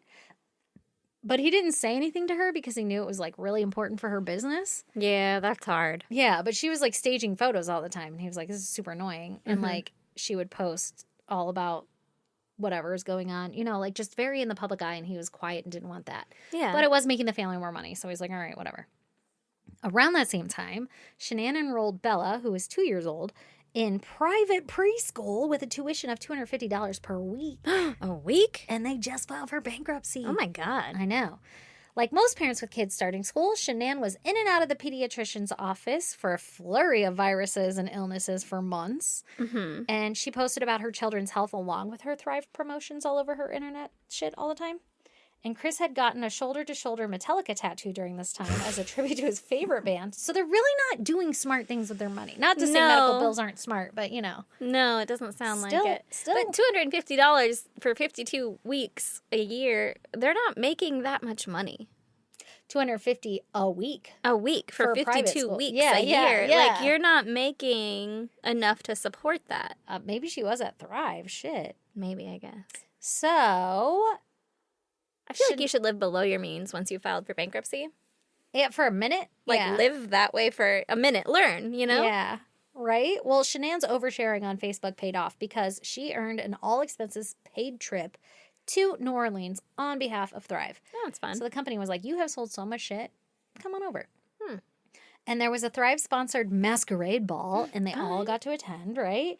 And she was finally able to meet her Thrive team in person. Oh, wow. Shanann's parents, who lived in their basement, watched the girls during their trip, right? Mm-hmm. And while they were there, Shanann and Chris were told that they were going to have next year's trip in Punta Cana. So she's like, yeah, I get to go. Where's that? I don't fucking, somewhere in the tropical region of things. Okay. I don't fucking know. All right. I don't have a map. Somewhere. All right. Chris's parents had agreed to fly to Colorado to help watch the girls during that trip. Okay. Their life returned as normal, like normal as usual, whatever, and Shanann found herself back and forth with the doctors, with the kids and everything. I guess Celeste, during this time, ate a cashew, and she had a severe allergic reaction. Oh, no. And they found out the hard way that she can't have, like, tree nuts. And Bella had ear infections, croup, and other common kid-like problems, so... Kids are always fucking sick. Yeah, we get it. We've lived that era. Yeah. Still in it. Add on some allergies, and you're in for a fucking ride. Exactly.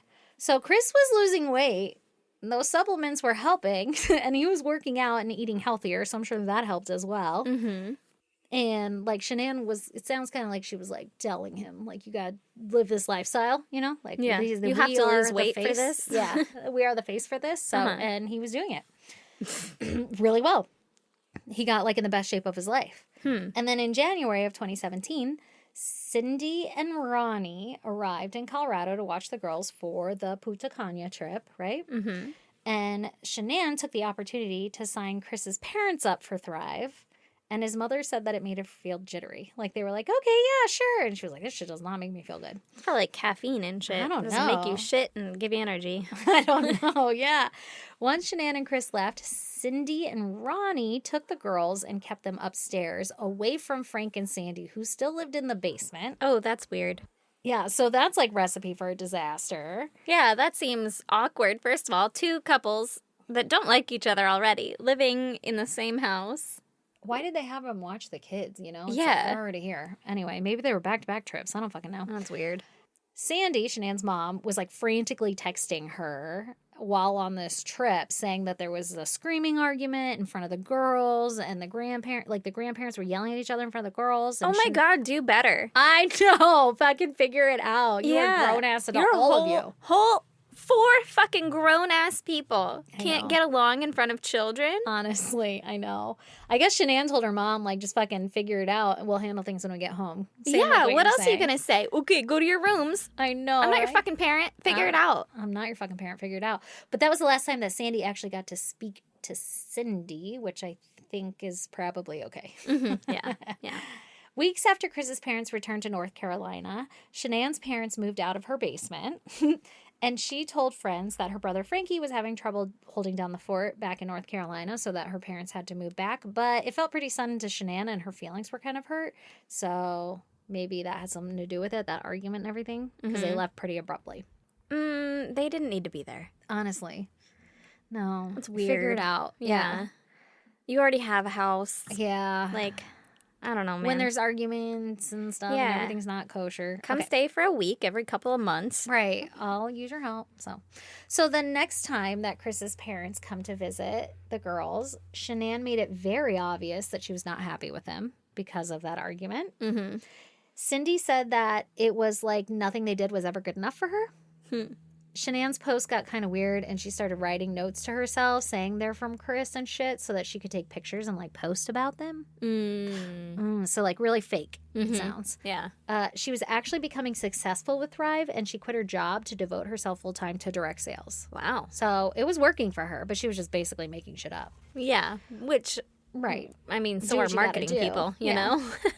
Yeah, I know. I just would never be able to do that shit. I just don't care. No. But it works. And to pretend it's your real life. I know. On Chris's 32nd birthday in May of 2017, Shanann gave him a Metallica t-shirt and tickets to their Denver concert, and he was fucking pumped. All right. Celeste started school at that same private school in fall of 2017, raising their daycare cost to $500 a week. And she justified the cost by saying that they'd be more productive during the day because she wouldn't have the kids so she can make more money. Okay. Okay, gotta spend money, make money, girl. I feel you. Shanann had already earned a car allowance, and Lavelle, the parent company of Thrive, was paying for her Lexus. So I Wow. guess she was doing good. She got the fucking pink Cadillac? She got that Mary Kay Cadillac, Yeah. girl.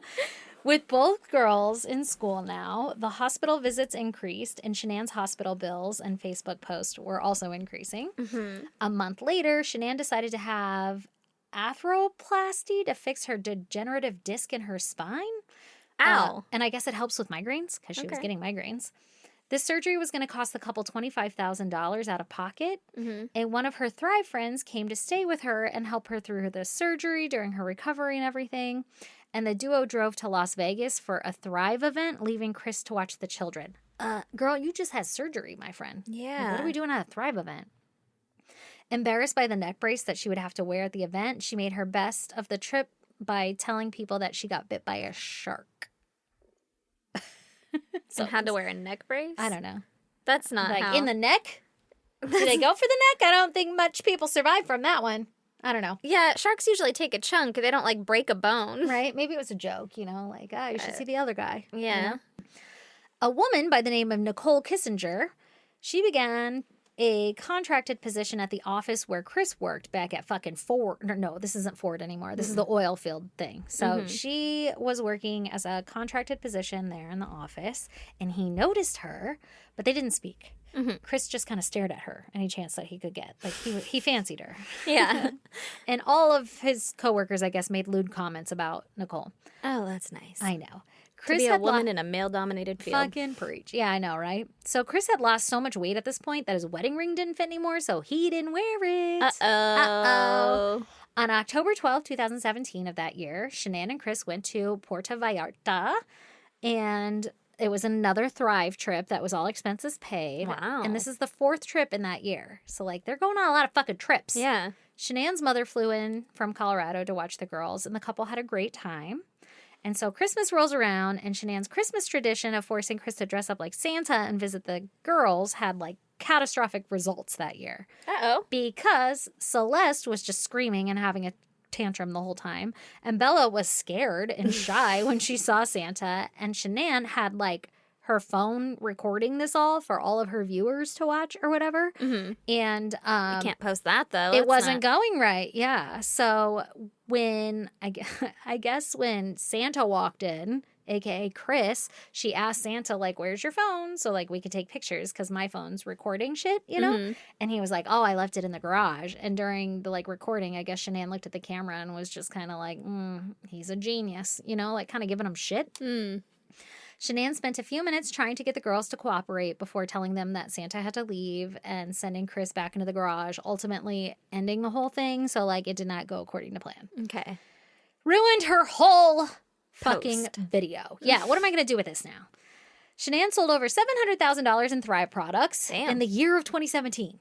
Damn. She was fucking hustling some vitamins. Apparently. And she had earned another getaway trip for her and Chris in February of 2018 in Las Vegas, where they test drove Teslas, which in 2018 must have been very exciting. Yeah, probably.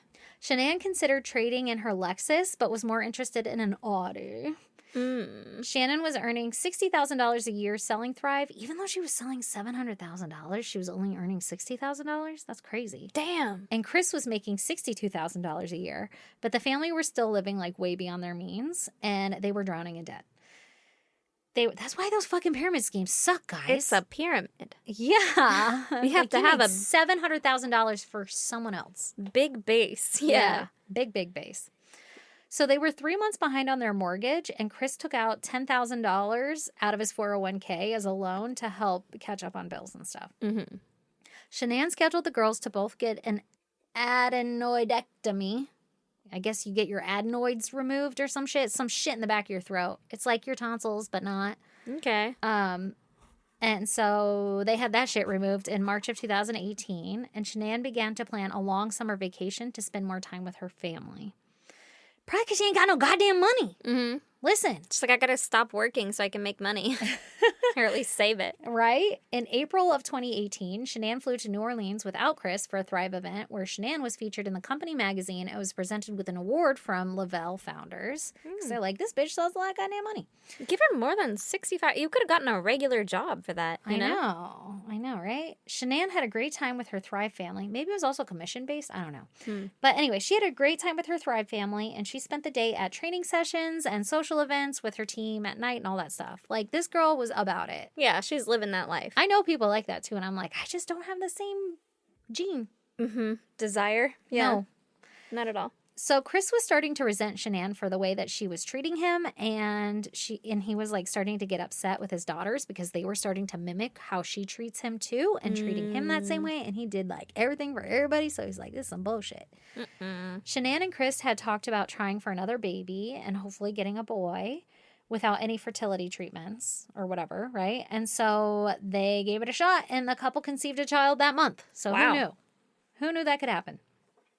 Shanann told Chris with a shirt that said, oops, we did it again, and a positive pregnancy test. And this video, I guess, is still available online because, of course, it was videoed. But he was not as excited as the first announcement with the eviction notice on the crib, you know? Like, this time he's like, great.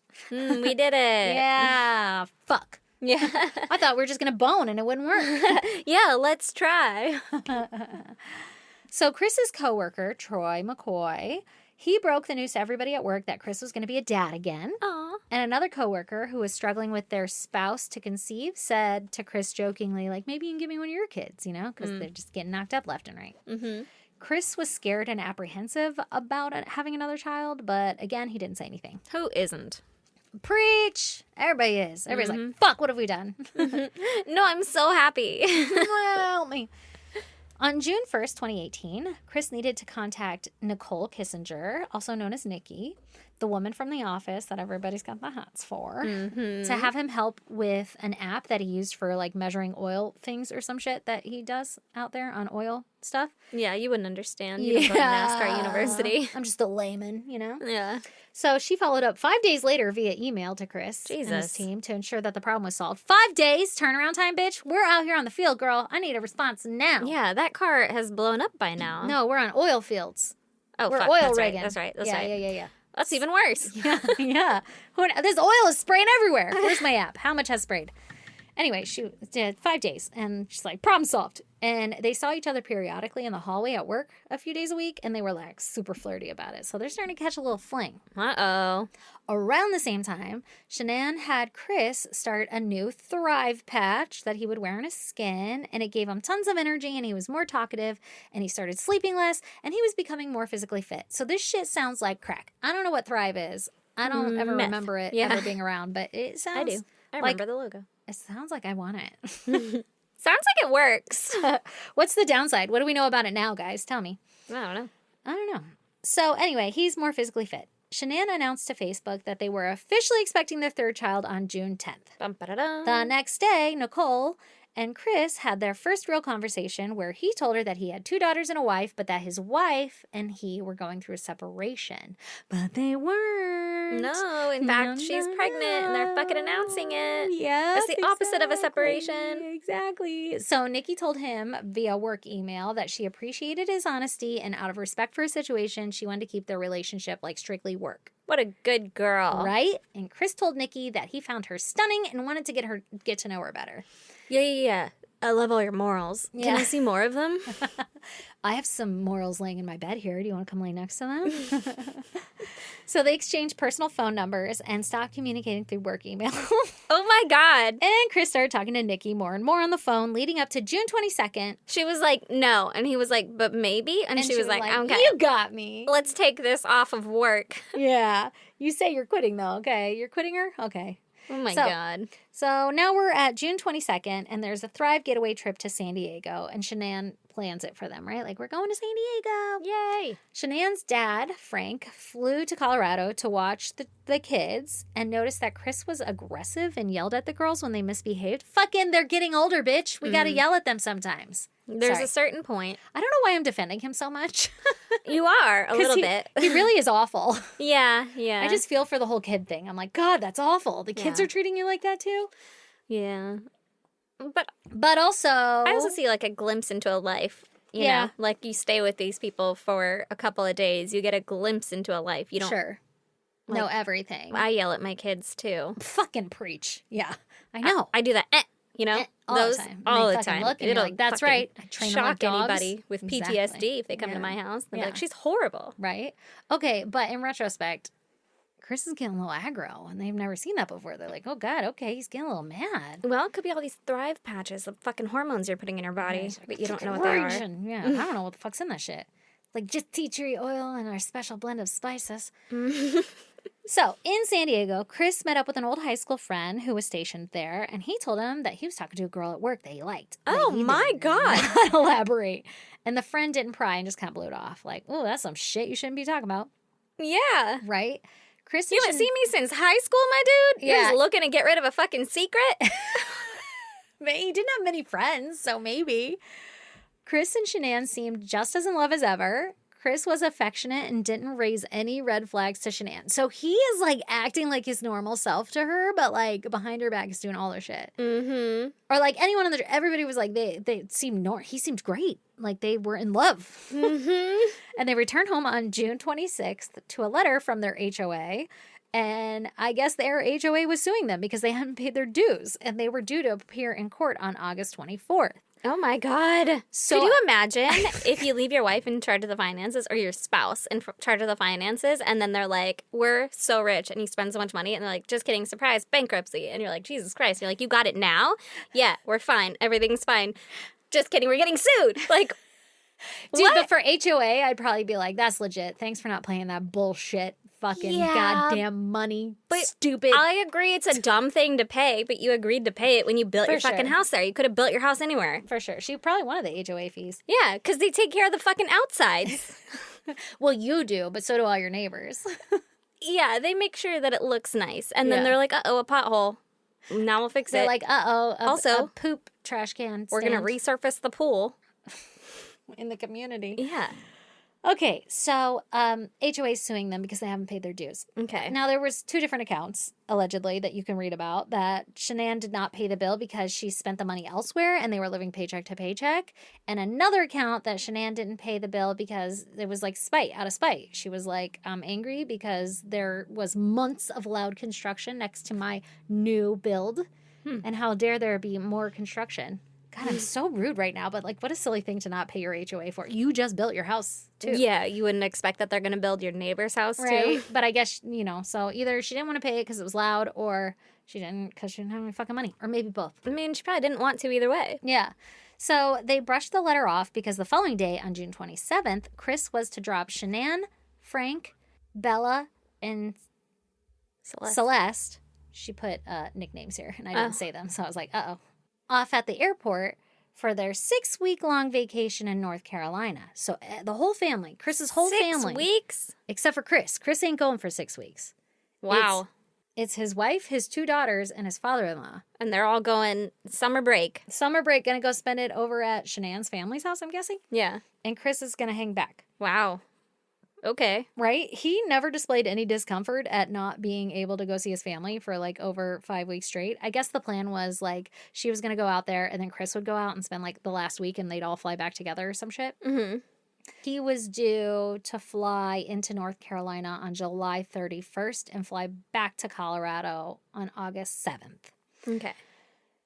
Chris dropped his family off at the airport and then he went home where he immediately called Nicole. Uh-oh. And he was like, let's meet up for our first time outside of work. My whole family's not here. He doesn't tell her that part, but that's what he's thinking. Mm-hmm. So they met on July 27th at a park near Nicole's house and they talked 4 hours. Not the number 4, but like 4 hours. They talked forever. They talked. Mm-hmm. A little bit of sneaking and geeking. Right. So Chris told her that he hadn't been happy for 6 years in his marriage. 6 years? Your yep. kids aren't even 6, are they? I don't think so. And the last 2 have been the worst years ever, and that all the years were catching up to them, and they decided to separate. Mm-hmm. He said that he had been sleeping in the basement of their home since March. He complained that Shanann ignored him, blew off his opinions, belittled him, and bossed him around, and that his daughters were starting to do it to him, too. He said that he had spoken up for himself once when he was catching up with an old high school friend, a woman, on Facebook, and Shanann kicked him out of the house for a night. Oh. They left the park, Nicole and Chris, they left the park and they returned to Nikki's house, where Chris showed that he had bought 2 packages of condoms. One of them were opened. And Nikki was like, why do you have that? And he was like, oh, these are leftover from when Shanann and I had sex, and she didn't like to get, like, messy, so I always had to wear one of these. So that's why I have them. And she was like, cool. Go ahead and put that on. And then they boned. He is talking about Shanann way too much to Nicole. His mistress knows far too much. Like, keep that shit quiet, man. Yeah. What the fuck? Yeah. So Chris visited Nicole again the next day after work, and they had sex again. So they're starting a little fling here. Oh, gosh. I know. And Nikki told him that she would be out of town for the next few days for her birthday, but that she'd be back on July 3rd. And she texted him before she left that she had made up her mind with him and that she was addicted to him and that she was going to keep seeing him despite the fact that it made her question if she was a good person because of her own morals and everything. And Chris obsessively thought about Nikki and spent the days that she was out of town just basically texting and calling her all the time. And they enjoyed their conversations and looked forward to spending more time together. So they're hitting it off. Everything's going great with them. Yeah. July 3rd was Nikki's 30th birthday, and Chris showed up at her house because now she's back, right? Yeah. Showed up at her house with flowers and a card and a love letter and a poem that he wrote her. Critty says it sucked and called her an electric woman. That's He weird. should have made a pun about oil. An idiot. So slippery. she was really overwhelmed by him and told him that she wanted to slow things down until the divorce was finalized. She was like, wow, this is a lot. You know, this is like our fucking, we've boned twice, that's it, you know? Yeah. She's like, actually, I boned someone else, and now it's out at my birthday dinner. Yeah, Or right? whatever, birthday out-of-towner. So Nikki laid down the rules that they would only meet at her place that she shared with her dog, Duke, and she deemed it their space. And Chris told her about how he felt that he could actually be like himself around her. Mm-hmm. Chris awoke in Nikki's bed on July 4th to see like 15 missed calls from Shanann. And when he called her back, she was super mad that he didn't pick up because the girls wanted to FaceTime with him. Mm-hmm. And so he was like, I'm sorry, I was sleeping. And Shanann yelled, screw you, and hung up on him. And Chris was freaking out and was like, I got to go home. Nikki was in the shower. He's like, yo, I got to go home. I got to go FaceTime my family. And so he leaves immediately. And Nikki was disappointed because they were supposed to spend the day together. But he just fucking took off, right? Mm-hmm. So Chris goes home and he FaceTimes his family where Shanann describes him as distracted, like he was being distracted and not really partaking. Mm-hmm. Chris then called Nikki and asked her to meet again at his house to set up a fitness app that she was telling him about. And she folded and broke the rule that she had just made and went to his house. Mm-hmm. When she arrived, Chris was shampooing the carpets and the furniture was like blocking the front door, which is weird. Why are you shampooing the carpets while she's coming over? I don't... Like, you either do it before or you don't do it. yeah, weird timing. It has to have time to dry, you know? Right? Yeah, you can't just take your shoes off and wear socks around here now. Carpets are weird. wet. Yeah.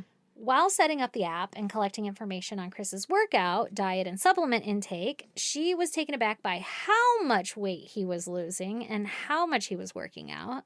And she became concerned about his Thrive supplements and how she couldn't find out exactly like what they were or anything, or why Chris said like you only needed one, but he was like taking multiple supplements a day or something.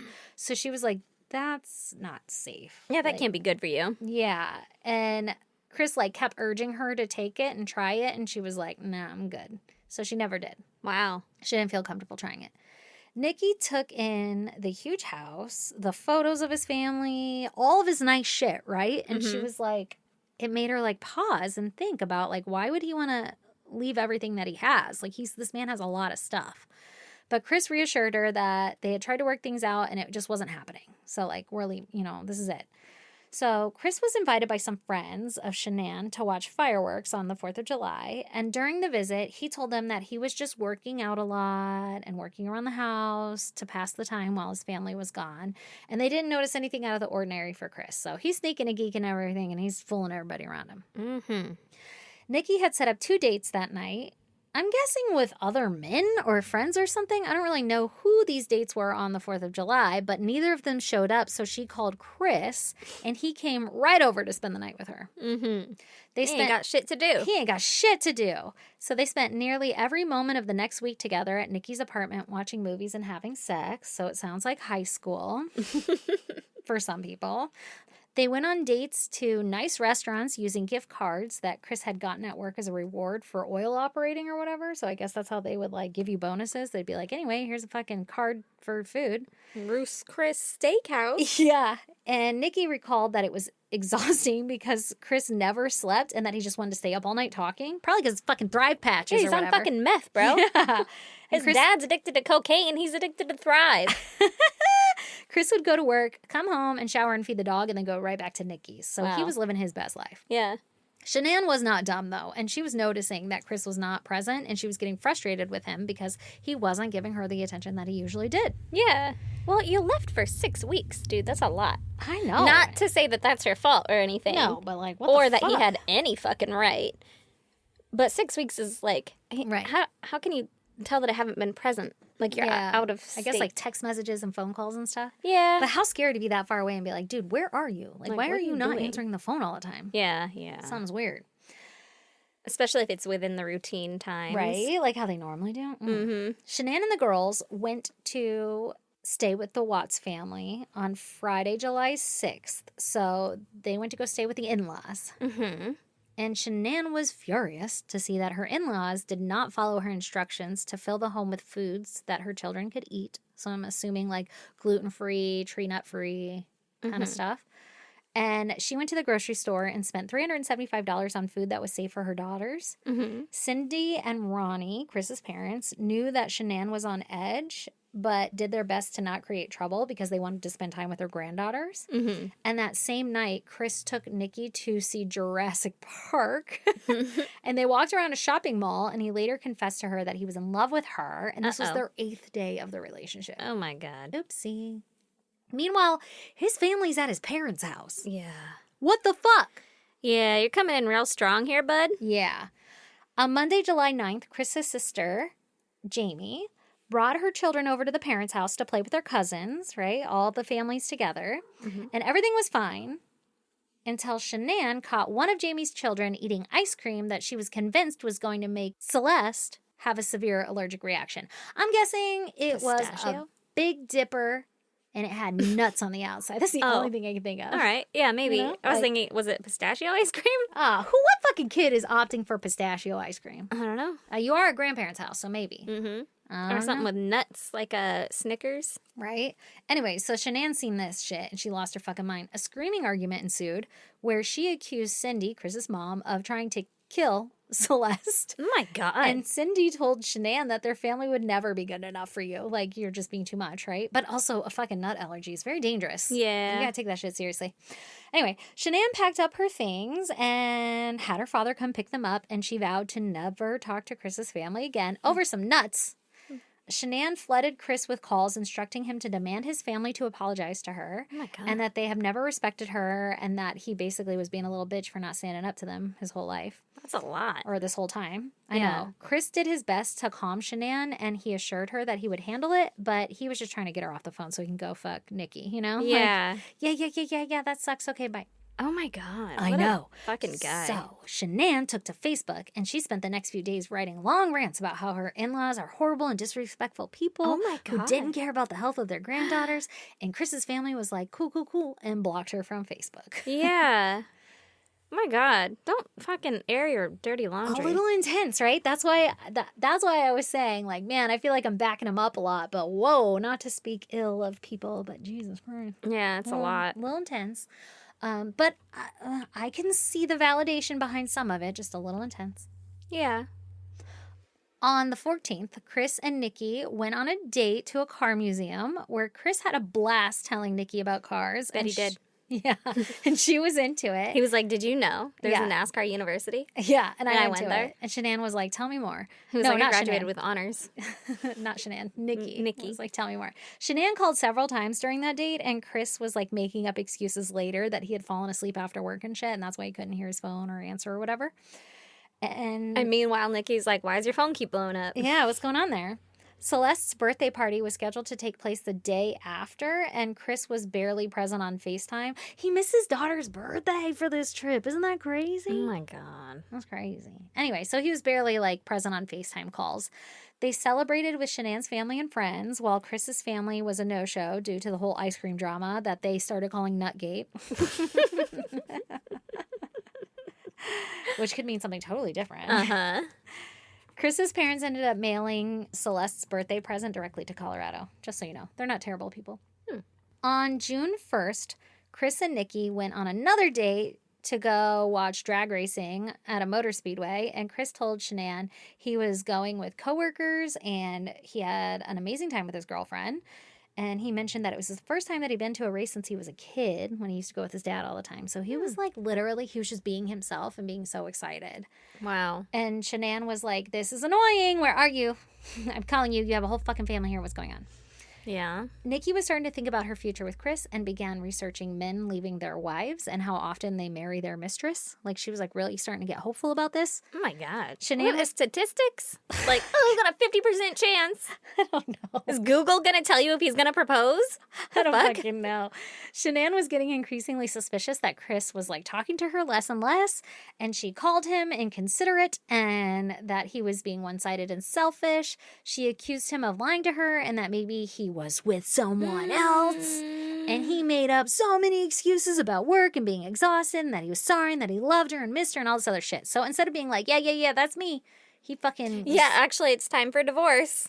What is his plan here, guys? We know. On July 28th, Chris and Nikki went to spend the weekend camping at the Sand Dunes National Park, and Chris told Shanann that he was going to go on a hike with a friend and that he'd be out of cell phone range for 2 days. So now he's camping with his mistress. This was Chris's first time camping, and they had like the best time ever together, and at one point, Nikki told Chris that she loved him.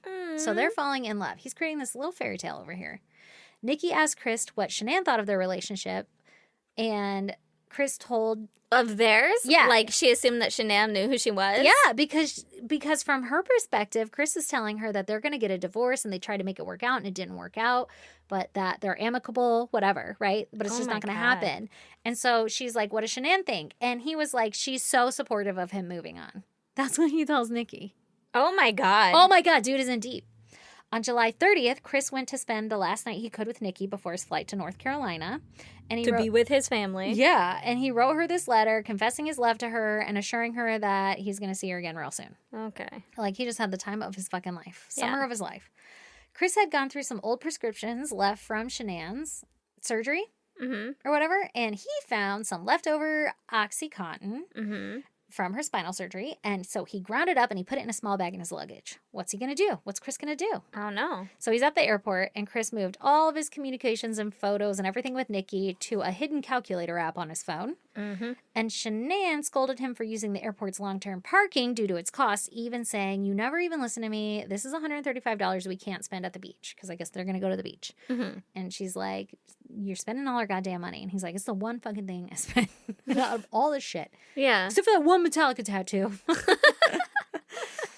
So Chris was put off when he saw Shanann. Like, he barely hugged her. He wasn't in it anymore, right? Yeah. So it just wasn't that great of a reunion. Oh. And he was even being withdrawn from his daughters, which was not like him. Yeah.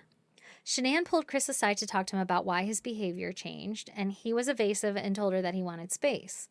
And later that night, Shanann's brother, Frankie, found her in the bathroom throwing up, and Chris was asleep in the other room, and they brushed it off as, like, their first trimester pregnancy bullshit, whatever. Like, she's just feeling a little pukey. But what had really happened was Chris had spiked her Thrive Shake, which, why is this girl taking Thrive Shakes when she's pregnant? Yeah, it doesn't I seem got healthy. questions. Also, was he grinding it up to end her pregnancy? 100% he was trying to cause a miscarriage.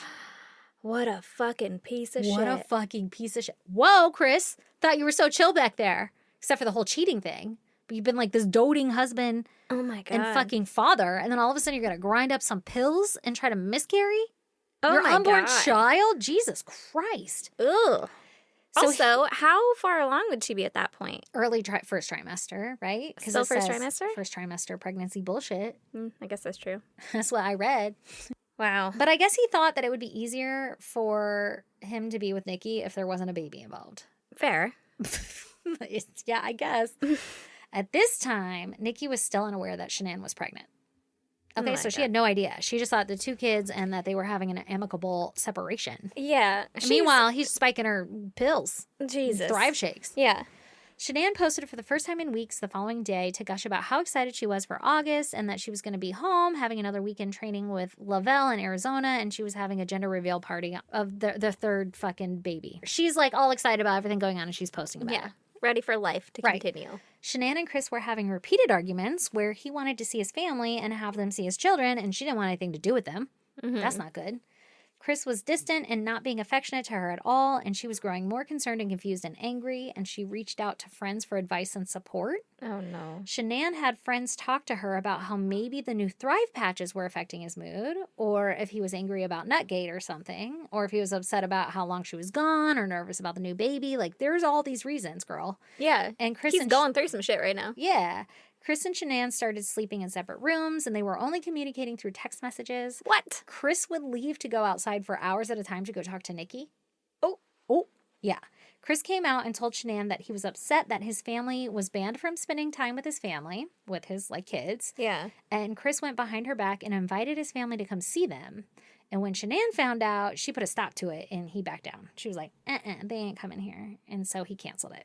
Oh, wow. So it's like he's getting a little brave with her, and then he just fucking backs out. Yeah. Chris called his family again that night and told his mom that he was leaving Shanann, and she wasn't allowing him to see them. Like, this is her fault. Like, confirming everything his mom was saying. He was like, yep, you got it right.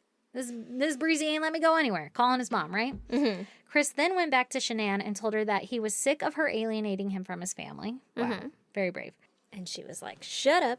Right. He even talked to Nikki on the phone at some point, and she wrapped up her evening looking at wedding dresses. So she really thinks she's going to get married to this guy. Oh, my God. Shanann fired back when he was like, you're alienating my family or whatever. Shanann fired back by saying his parents' home is a dangerous place for their children, and also that his family is evil. And she said that he was happier alone, and he can be alone, and he's a little bitch. You get what I'm saying, though. Yeah. Like, she's like, you were... suck it. Yeah, she was like, you were happier alone, whatever, you suck. Shanann continued to send him text messages telling him that his attitude and behavior has only exacerbated the entire situation, and that she always had bigger balls than him, and how his parents have been making her out to be the enemy this whole time. She also mentioned that Chris was barely talked about their baby or anything, and Chris just let her text whatever. Like all of it. Yeah. Like he was worried about Nikki. He was just like, cool, whatever. But she Yeah. was still going on and on. And actually, I did see a screenshot of some of those text messages, and it was talking about, like, your family chose to not be a part of these kids' lives. Like, they stopped following. They blocked me on Facebook. They chose not to call, blah, blah, blah, blah. And I read that, and I was like, oh, wow, that's a very good point. Like, they did make that decision. She didn't do it. But then as I was reading, I'm like, oh, girl was talking shit about them on Facebook, though. Like, I'd block you, too. Yeah. Like, I don't want to see that shit. Yeah. And And also, just because you block the person who's talking shit about you, like, obviously we don't get along. Right. I'm not Doesn't mean you blocking don't. my son and grandkids. Right. So it sounds like there's 2 sides of every story. Of course. Or 3. So, the family put on fake-ass smiles, and they took photos and videos at the park. Shanann was feeling lethargic, nauseous, constipated, and all that other shit, because this whole time, Chris is still spiking her shit with, like, trying to cause her miscarriage. Oh, my with God. pills. Yeah. And she's like... A gender reveal party? Yeah. And he's like, maybe not. She's like, man, I wish I could take a shit. Oh, my God. Shanann mentioned to Chris that if he was done, he could get a place, and they would sell the house, and... He had no comment, evidently. Like, could you imagine being pregnant and going through all this and not telling anybody and just pretending that everything's all great and everything on the internet for your fucking business and shit? Sounds horrible. Sounds soul-sucking. Shanann went with Chris and the girls to see Chris's grandmother at a senior living center, but she forbade them to see anyone else. So, again, only the grandma's allowed to be around the kids. Oh, okay. I thought you meant at the senior living center. And I Oh. was like, well, they probably only care about Nana. Yeah, like they want to see the other old people. Oh, man. I like to get the crust from in their folds. Ew, no. Gross. You know, stuff kids would say Yeah, they would. at a nursing home. Yeah, they would. Shanann begged him again to tell her what happened, like what is going on here. Yeah. And that when she left, they were totally happy. Like she was falling apart and just didn't understand why her marriage was crumbling. She's like, when I left, everything was fine. And now all of a sudden, everything's awful. Because everything was not fine when you left. He was lying to you. Mm-hmm. He was still faking it, and he hadn't boned the chick yet, so he didn't know that it was an He did actual not. possibility. Yeah, I did not sow those wild oats yet. Mm-hmm. The day before they flew back to Colorado, Chris went to his parents' house for a mini family reunion without his wife and children. where he told his family it was over and that they were selling the house and getting a divorce and everything like that. And his family said that it was like having the old Chris back. Like he was super happy and talkative and they were excited about his future and it seemed like him again. Chris described how he was planning to take Bella to races and talked about getting them bunk beds and his own apartment and everything. So, like, he was excited to go be the dad he wanted to be. Aww. When he returned from the reunion, Shanann took him outside to talk, and he told her that he didn't want their baby, and she was devastated, rightfully so. She told her friends what was happening, and her friends offered all the support that they could, and she second-guessed going back to Colorado, but she got on the plane with her family. She was like, I don't know if I should go back there, but she did. Wow. They arrived back in Colorado late on August 7th, and they shower when they get home. I guess Shanann was like, you want a bone? And Chris was like, nah, I'm good. And it made her sad, and she cried. And then Chris went to work the next morning. Has he expressed to her that he wants a divorce or just like he doesn't want the baby? I don't think he's ever expressed that he wants a divorce. To her? Yeah, not to her. Yeah. To like everybody else. He's like, we're getting a divorce. I don't want the baby. Yeah, we're selling the house. We're getting a divorce. I'm done here. Yeah. And then to her, he's like, I don't want the baby. Yeah, like telling her in small stuff. I think he's afraid of her. I don't fucking know. I mean, probably, but either like... that, or maybe he already had the shit planned. Yeah. So he's like trying to keep up the farce so he can execute what I'm about to tell you fucking happens. So he goes to work the next morning. At work, he tells his boss that he and his wife are getting a divorce and that if he saw anything weird on his truck GPS, because Chris didn't know the truck that he was driving around to Nicole's house and shit, that it was because he was staying with a friend because of that. So he's trying to cover up some lies here. Chris also asked for Friday off so that he could take Shanann to the airport for another Lavelle training weekend. Okay. When Chris left work, he went straight to Nicole's house and they boned. And then he went home to pick up Shanann for an ultrasound appointment that evening. Oh my God, dude. Yeah. When they returned, she gave a sealed envelope about the baby's gender, like gave that envelope to Nicole Atkinson, who had become her best friend, right? And Nicole? Nicole. Not Nikki. There's a lot going on here. Okay. Sorry. Yeah. That's why I was confused. Yeah, sorry. Nicole Atkinson, not Kissinger. Yeah, exactly. So Nicole is also her best friend's name. So we will henceforth only refer to Mistress as Nikki. Okay. So Nicole, best friend, gets the gender reveal envelope because they're going to do this gender reveal party, right? So she's like, I don't want to see this. You take it from me and keep it safe. Yeah, go get me a balloon filled with either blue or pink. Or both. Cake or whatever. Yeah. That evening, Shanann and Chris have another fight about the status of their marriage, and Chris goes to sleep in the basement, and Shanann called her friends, and they offered a plan in the event that Chris leaves her. So they're like, don't even worry. We got this all under control. Meanwhile, Shanann's like, let's cancel the gender reveal party because shit is not going according to plan. Yeah. And she asked Nicole to give her the envelope back. And Shanann made arrangements for Chris to find out what the baby was together in private. Like, hey, let's all hang out together and we'll open the envelope together. Chris deleted his Facebook account and told his dad that it felt liberating because he wasn't even using it. It was all her.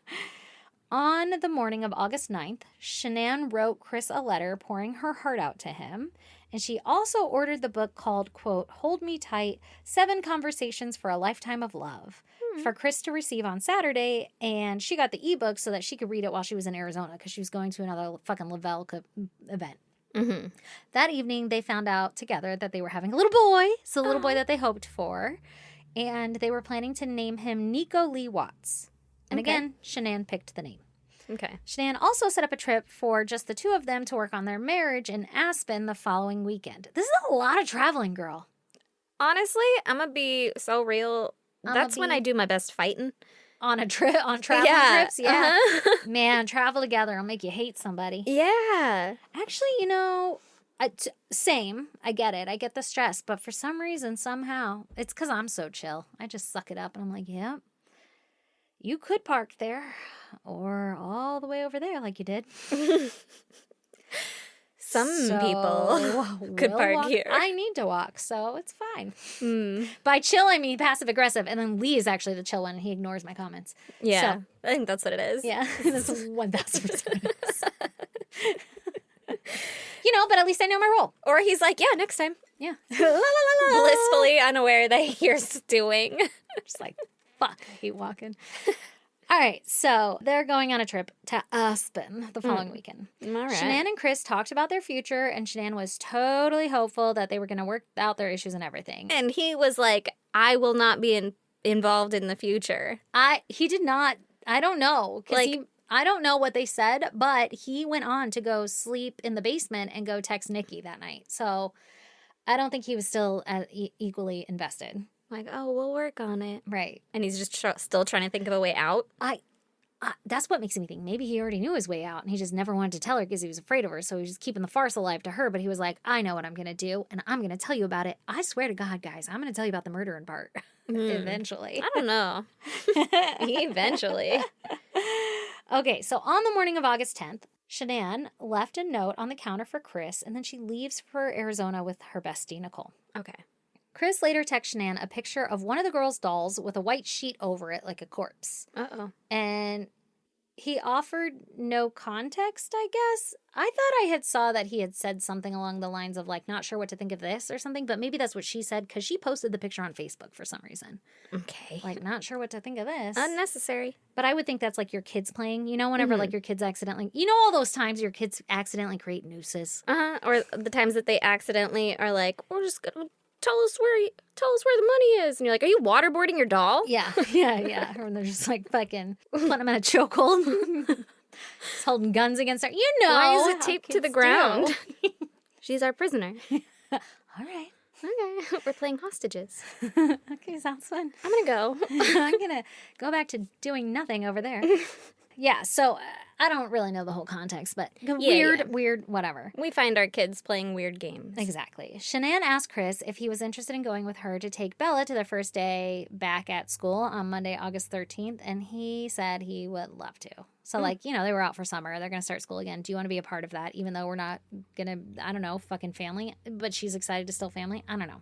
Mm-hmm. Shanann was unrecognizable at the Thrive training session. It was obvious to those around her that something was wrong.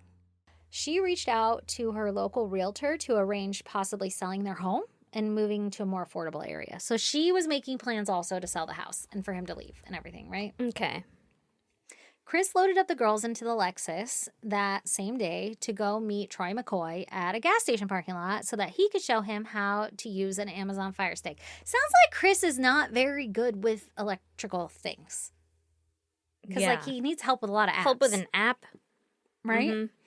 So he's getting help with a fucking Amazon Fire Stick at a gas station parking lot. How is that going to help I don't know. Like you plug it in. You have to either come over and do it, and then you put in your fucking pin or Maybe whatever. Maybe they were using the gas station TV. I don't know. I don't fucking know. Yeah, you plug it in. Unless you're exchanging it, like, here you go, plug it in. Maybe that's what it was. I don't know. But Troy got a call from their boss asking him to check a secluded oil well called Survey 319. Chris immediately offered to go out there first thing on Monday, despite knowing he promised Shanann to take Bella to school. But he was like, oh, the boss needs help. I got it on Monday. Don't worry about that. You're going to go to that oil well? I got it. I'll take care of it. And so Troy McCoy was like, fuck yeah, I don't have to do it. Yeah. Thanks for doing me a solid. Friday evening, Shanann's Thrive team cared for her as her physical symptoms were getting worse, and she was having trouble eating and drinking. Oh, gosh. Around that same time, Chris was calling Nikki a sexy empanada in a text message. What? And setting up a date for the following night. I don't know. I feel so embarrassed for him on so many accounts. Oh my God. Imagine having to fucking justify your text. Oh, girl. I want to talk about that later, about that John O'Keefe case. Talk about justifying text. Oh my God. Okay, so Shanann texted later that day to let him know that the Hold Me Tight book that she ordered was going to be in. So, like, go ahead and read that when it comes. Like, hey, by the way, I ordered you this book. It's coming today. It'll really help our marriage. And Chris immediately just threw it away. Like, slam dunked it into the recycling bin, according to Critty. Oh, shit. He didn't even open it. Left it in the package and everything. Was just like, I'm not fucking reading this shit. He had no plans on fixing shit. I get that, but, like, are you pretending or not? But I was thinking about this, and there was a point when she said, like, we can sell the house and everything if that's what you really want, right? Like, they even talked about that. So maybe it was going on the talks of, like, separating, and he was sleeping in separate rooms and shit. But I don't know. Or at least she was like, well, we can at least sell the house and get something more affordable because this is a stressful life, and obviously it's putting strain on my marriage. Yeah. I digress. On Saturday morning, Chris told Shanann about how he arranged for a babysitter to watch the girls that night because he had won tickets to a Rockies game, but he was really just going to go on a date with Nikki. And Shanann texts later that day to let him know that that book was there, right? Mm-hmm. Chris's parents called to ask Chris if they could FaceTime with the girls, but ended up not doing it out of fear that Shanann would find out and they would get mad. Like, FaceTime! Even FaceTime. Oh, my God. Yeah. How would she find out?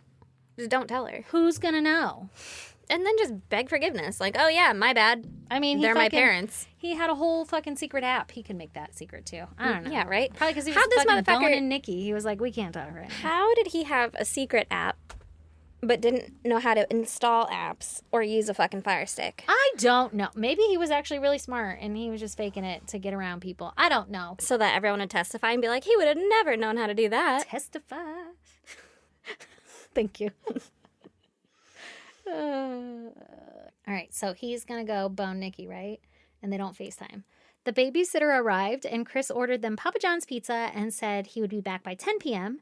Shanann texts the teenage babysitter and asked her to babysit the following weekend for their Aspen trip also. And the babysitter also texted Shanann pictures of the girls. So the babysitter was there. Okay. Once at Nikki's house, they had sex, and she expressed her concern again with his weight loss and how he was doubling up on the Thrive stuff and, like, that shit ain't healthy, whatever. And then they went to dinner, and Nikki noticed that Chris paid with a credit card instead of with, like, a gift card this time. Mm-hmm. They talked about how the divorce was proceeding well when there was no actual divorce. And Chris was ready to start looking at apartments in the area. And Nikki stressed the importance of choosing a location that is close to Shanann, like his ex-wife, because she was around Bella's age when her parents had gotten a divorce. So she thought she had, like, a unique perspective on this. Like, here, I can help you. Yeah. Chris later admitted that he ran out of gift cards and he had no choice but to use the credit card, like, in order to pay for dinner. And Shanann had complete control over all of their finances. So after dinner, they go back to Nikki's house and they have sex again before he leaves. And on his way home, he stops at the convenience store to pick up cash to pay the babysitter. And Shanann calls Chris and is like, what is this alert for $68 on dinner on our credit card? Like, you were going to the Rockies game or whatever. And she texts the babysitter to ask when he got home, like, what time did he get home? And whatever Chris was telling her did not line up to the timeline that she was putting together. Uh-oh. And she told him to keep the receipt so that she could deduct it from her taxes. But she was really suspicious. She's like, all right, keep the receipt and everything. We got to deduct taxes, whatever. Got to write that shit off. But, like, what the fuck? Yeah. On Sunday, August 12th, Shanann finished reading her self-help ebook that she was so excited about and concluded that she didn't treat him well and that they needed to communicate better, and she was bossy and inconsiderate of his feelings. She was excited and optimistic about her marriage, so she thinks that this book's going to save them. Mm-hmm. She gushed about how she felt Nico kicked twice over the weekend. Now back to Nikki, the mistress. She tells her best friend about her new boyfriend, Chris, and this was the first time anyone in Nikki's circle had heard of him. She bragged about how wonderful he was and that he had some baggage, but he was moving forward with her, and she was really excited for their future. So Chris gets the kids ready and spent the afternoon at a friend's birthday party for their 4-year-old son, and they had water balloon fights and popsicles, and he sends Shanann photos. Everything's going great. Shanann talked about her concerns with her friends over dinner, and she decided to confront him about the charge. Okay, so at 4 p.m., Chris took the girls home from the birthday party, fed them cold pizza and candy for dinner, which, I mean, solid dinner. Honestly. After a birthday party? Yeah. While they ate, they FaceTimed Shanann's parents and told them how excited they were to see Mommy in the morning when they woke up. Yeah. At 5 p.m., Chris texted his coworkers to confirm that he would be out at the oil well first thing in the morning. Because remember, he agreed with them at the gas station parking lot that he would help his boss out with whatever, right? Mm-hmm. Troy McCoy. That night, Chris knew that this was the last time he was going to tuck his daughters into bed.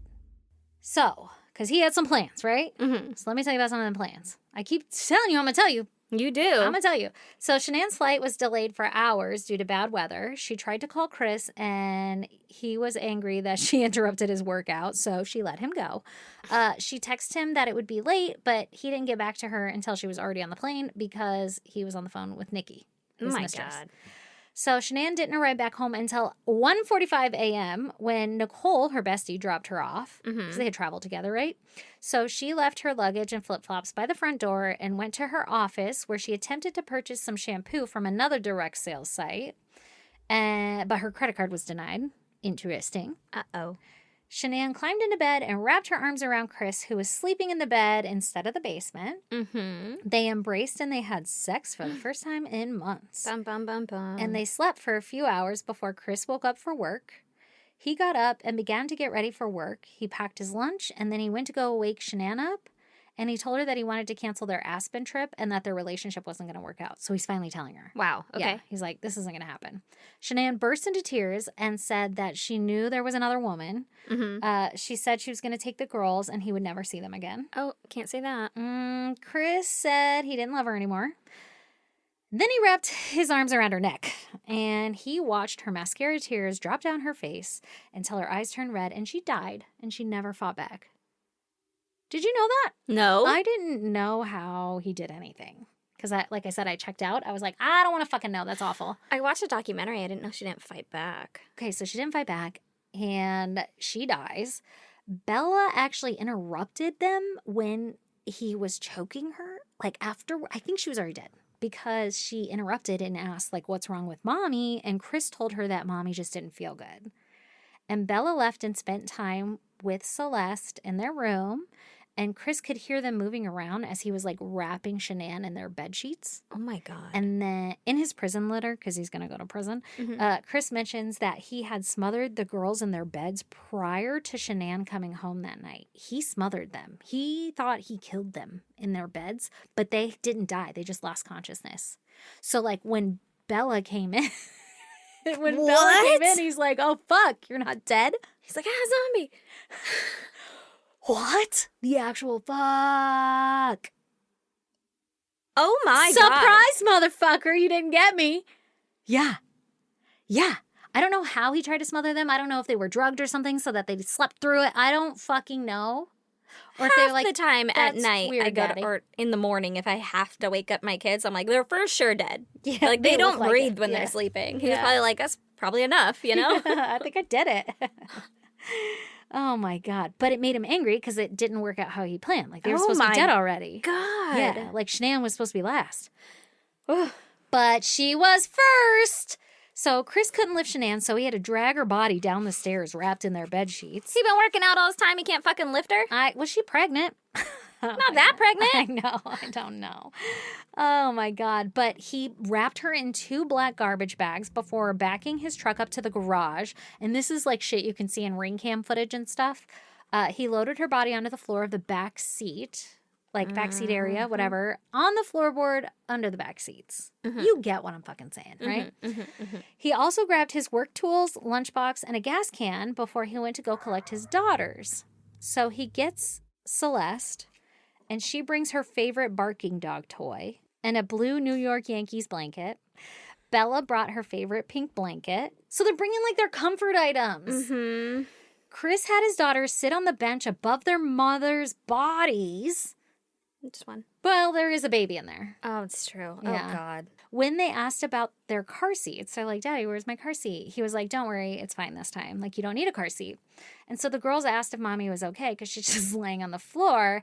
And Chris assured them that everything was fine. So the drive lasted for over an hour, and the girls whimpered and took turns sleeping on each other's laps. Oh, my God. And at one point, Bella said, Daddy, it smells. When Chris arrived at Survey 319 and texted his coworkers to ensure that they would be left alone, it was a little before 7 a.m. on Monday morning. So this all happened really fast. Chris parked and opened the back door to get Shanann out of the truck. Bella asked what he was doing to Mommy, but Chris remained silent. A trigger warning for everybody, because this is about kid shit. This is the part I never wanted to know, and now I know. Thanks, Critty. And now you guys are going to know. But also, this is only my second time knowing this shit, so I don't want to say it. Okay, so he didn't answer Bella when she's like, what's wrong with Mommy? He dragged Shanann away and left her by some shrubs. And then he walked back to the truck. He grabbed Celeste's Yankees blanket and wrapped it around his hand, and then he smothered Celeste while Bella watched. Bella watched her sister. Bella's the older one. Yeah. And watched her little sister get suffocated. Oh, my God. With her blanket. He pulled Celeste's lifeless body from the car and took her to one of the 2 oil tanks at the site. These oil tanks are huge. Like, think of an oil tank on a fucking hillside, a water tank. I don't know, fucking huge. So he takes her to one of the oil tanks. He opens the 8-inch hatch, and he dropped her feet first in. He heard her body splash before he closed the hatch, and then he walked back to the truck. When he opened the door, Bella asked, "Is the same thing that happened to Cece, that's her nickname, going to happen to me?" Chris can't remember if he said yes or if he stayed silent, but he wrapped his hand in her favorite blanket, and she yelped out, "Daddy, no," before he pushed her face so hard into the blanket that it ripped the skin that attached her gums to her fucking lips. Oh my God. Bella was the only one in the family to fight back, and she tried her best to break free from her dad. When she passed, Chris took her body from the truck and walked her up to the second oil tank. Bella was larger than Celeste, and Chris described that he had to finagle her body into the hatch because it was only 8 inches, and he forced her into it, and it scraped her skin from her shoulders and her hips because she wouldn't fit. Because it's 8 inches, bro. That's fucking this big. Oh, my God. Jesus Christ. Oh, my God. That's really shoving. Yeah. That's really shoving. That's awful. Oh, my God. Okay, so after he disposed of his daughters, he cleared an area, and he began to dig Shanann's grave.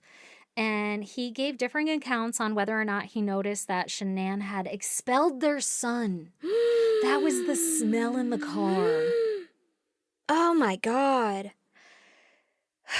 So, regardless, he buried them in a very shallow grave, and he began to fulfill his work duties that he had signed up to do that morning. Oh my God. He texted Shanann's phone to say that if she took the kids somewhere to let him know.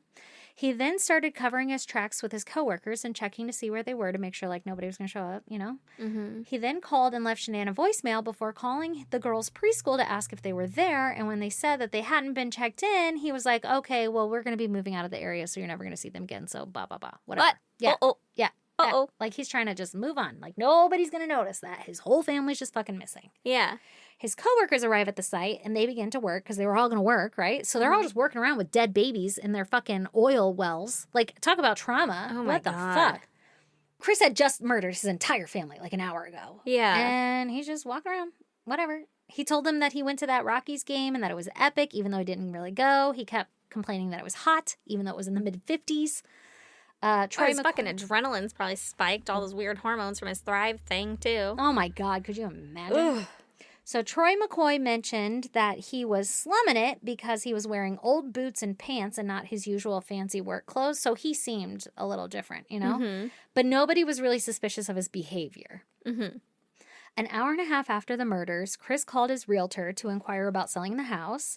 And she told her that Shanann had already reached out and they needed the information for, like, pre-approval or whatever. And he told her that they were getting a divorce and that he would provide all the information that they needed to sell the home. So he's just erasing everybody slowly. At 9:30 a.m., Chris and his team finished their work on the oil well, and they left for another site that was 10 minutes away. Troy McCoy noticed Chris staring at the oil tanks for a few seconds before he got into his truck to leave. Because his whole fucking family's in there. Which is crazy that he was such a doting father and he did that shit. A little after 10 a.m., Chris received a call from Sandy, Shanann's mom, and he told her that they had an argument that morning and that Shanann took the kids to a friend's house but wouldn't tell him who. Sandy had a nightmare the previous night where she woke up screaming that something was wrong with Shanann, and Frank and Frankie woke up and told her that she was crazy and that she should go back to bed. That's a mother's intuition. Fucking right? Over the next 2 hours, Chris's phone was blowing up with people asking about Shanann. Nicole, the bestie, and who dropped her off that night or whatever that morning, couldn't get a hold of Shanann and she was freaking out. And so she called and texted Shanann multiple times, even calling Shanann's gynecologist because she knew she had an appointment that morning after dropping the kids off at school. And they told her that Shanann had never been at her appointment.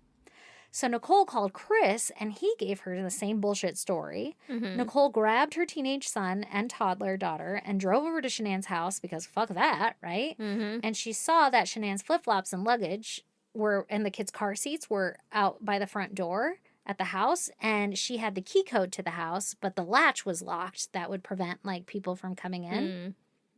So Nicole's son, Nicholas, how clever, set off their... Frank and Frankie over there, too. Right, I know. He set off the alarm trying to open the garage door, which alerted Chris. So now Chris knows they're at the house. Uh-oh. And he gets mad, and he's like, leave. Shanann's on a play date. Like, leave us alone, right? Nicole had talked to a bunch of Shanann's other friends and family, and Chris had been giving all kinds of stories. Like, everybody had different stories.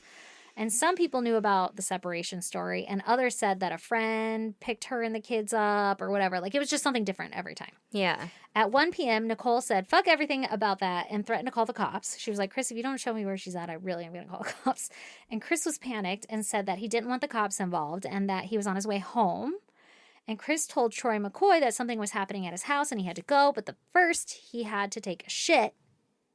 So he pulled his truck around the back of an oil well for some privacy, but Chris was not in a rush. So he was just shitting out in the wilderness like you do when you're camping. Mm-hmm. All right. So, but he was not in a rush to get home, but he's like, we don't need the cops, but fucking go away. Mm-hmm. He left the oil well, and on his way home, he spoke to Nicole and the cops, giving them different estimate times on when he would arrive home.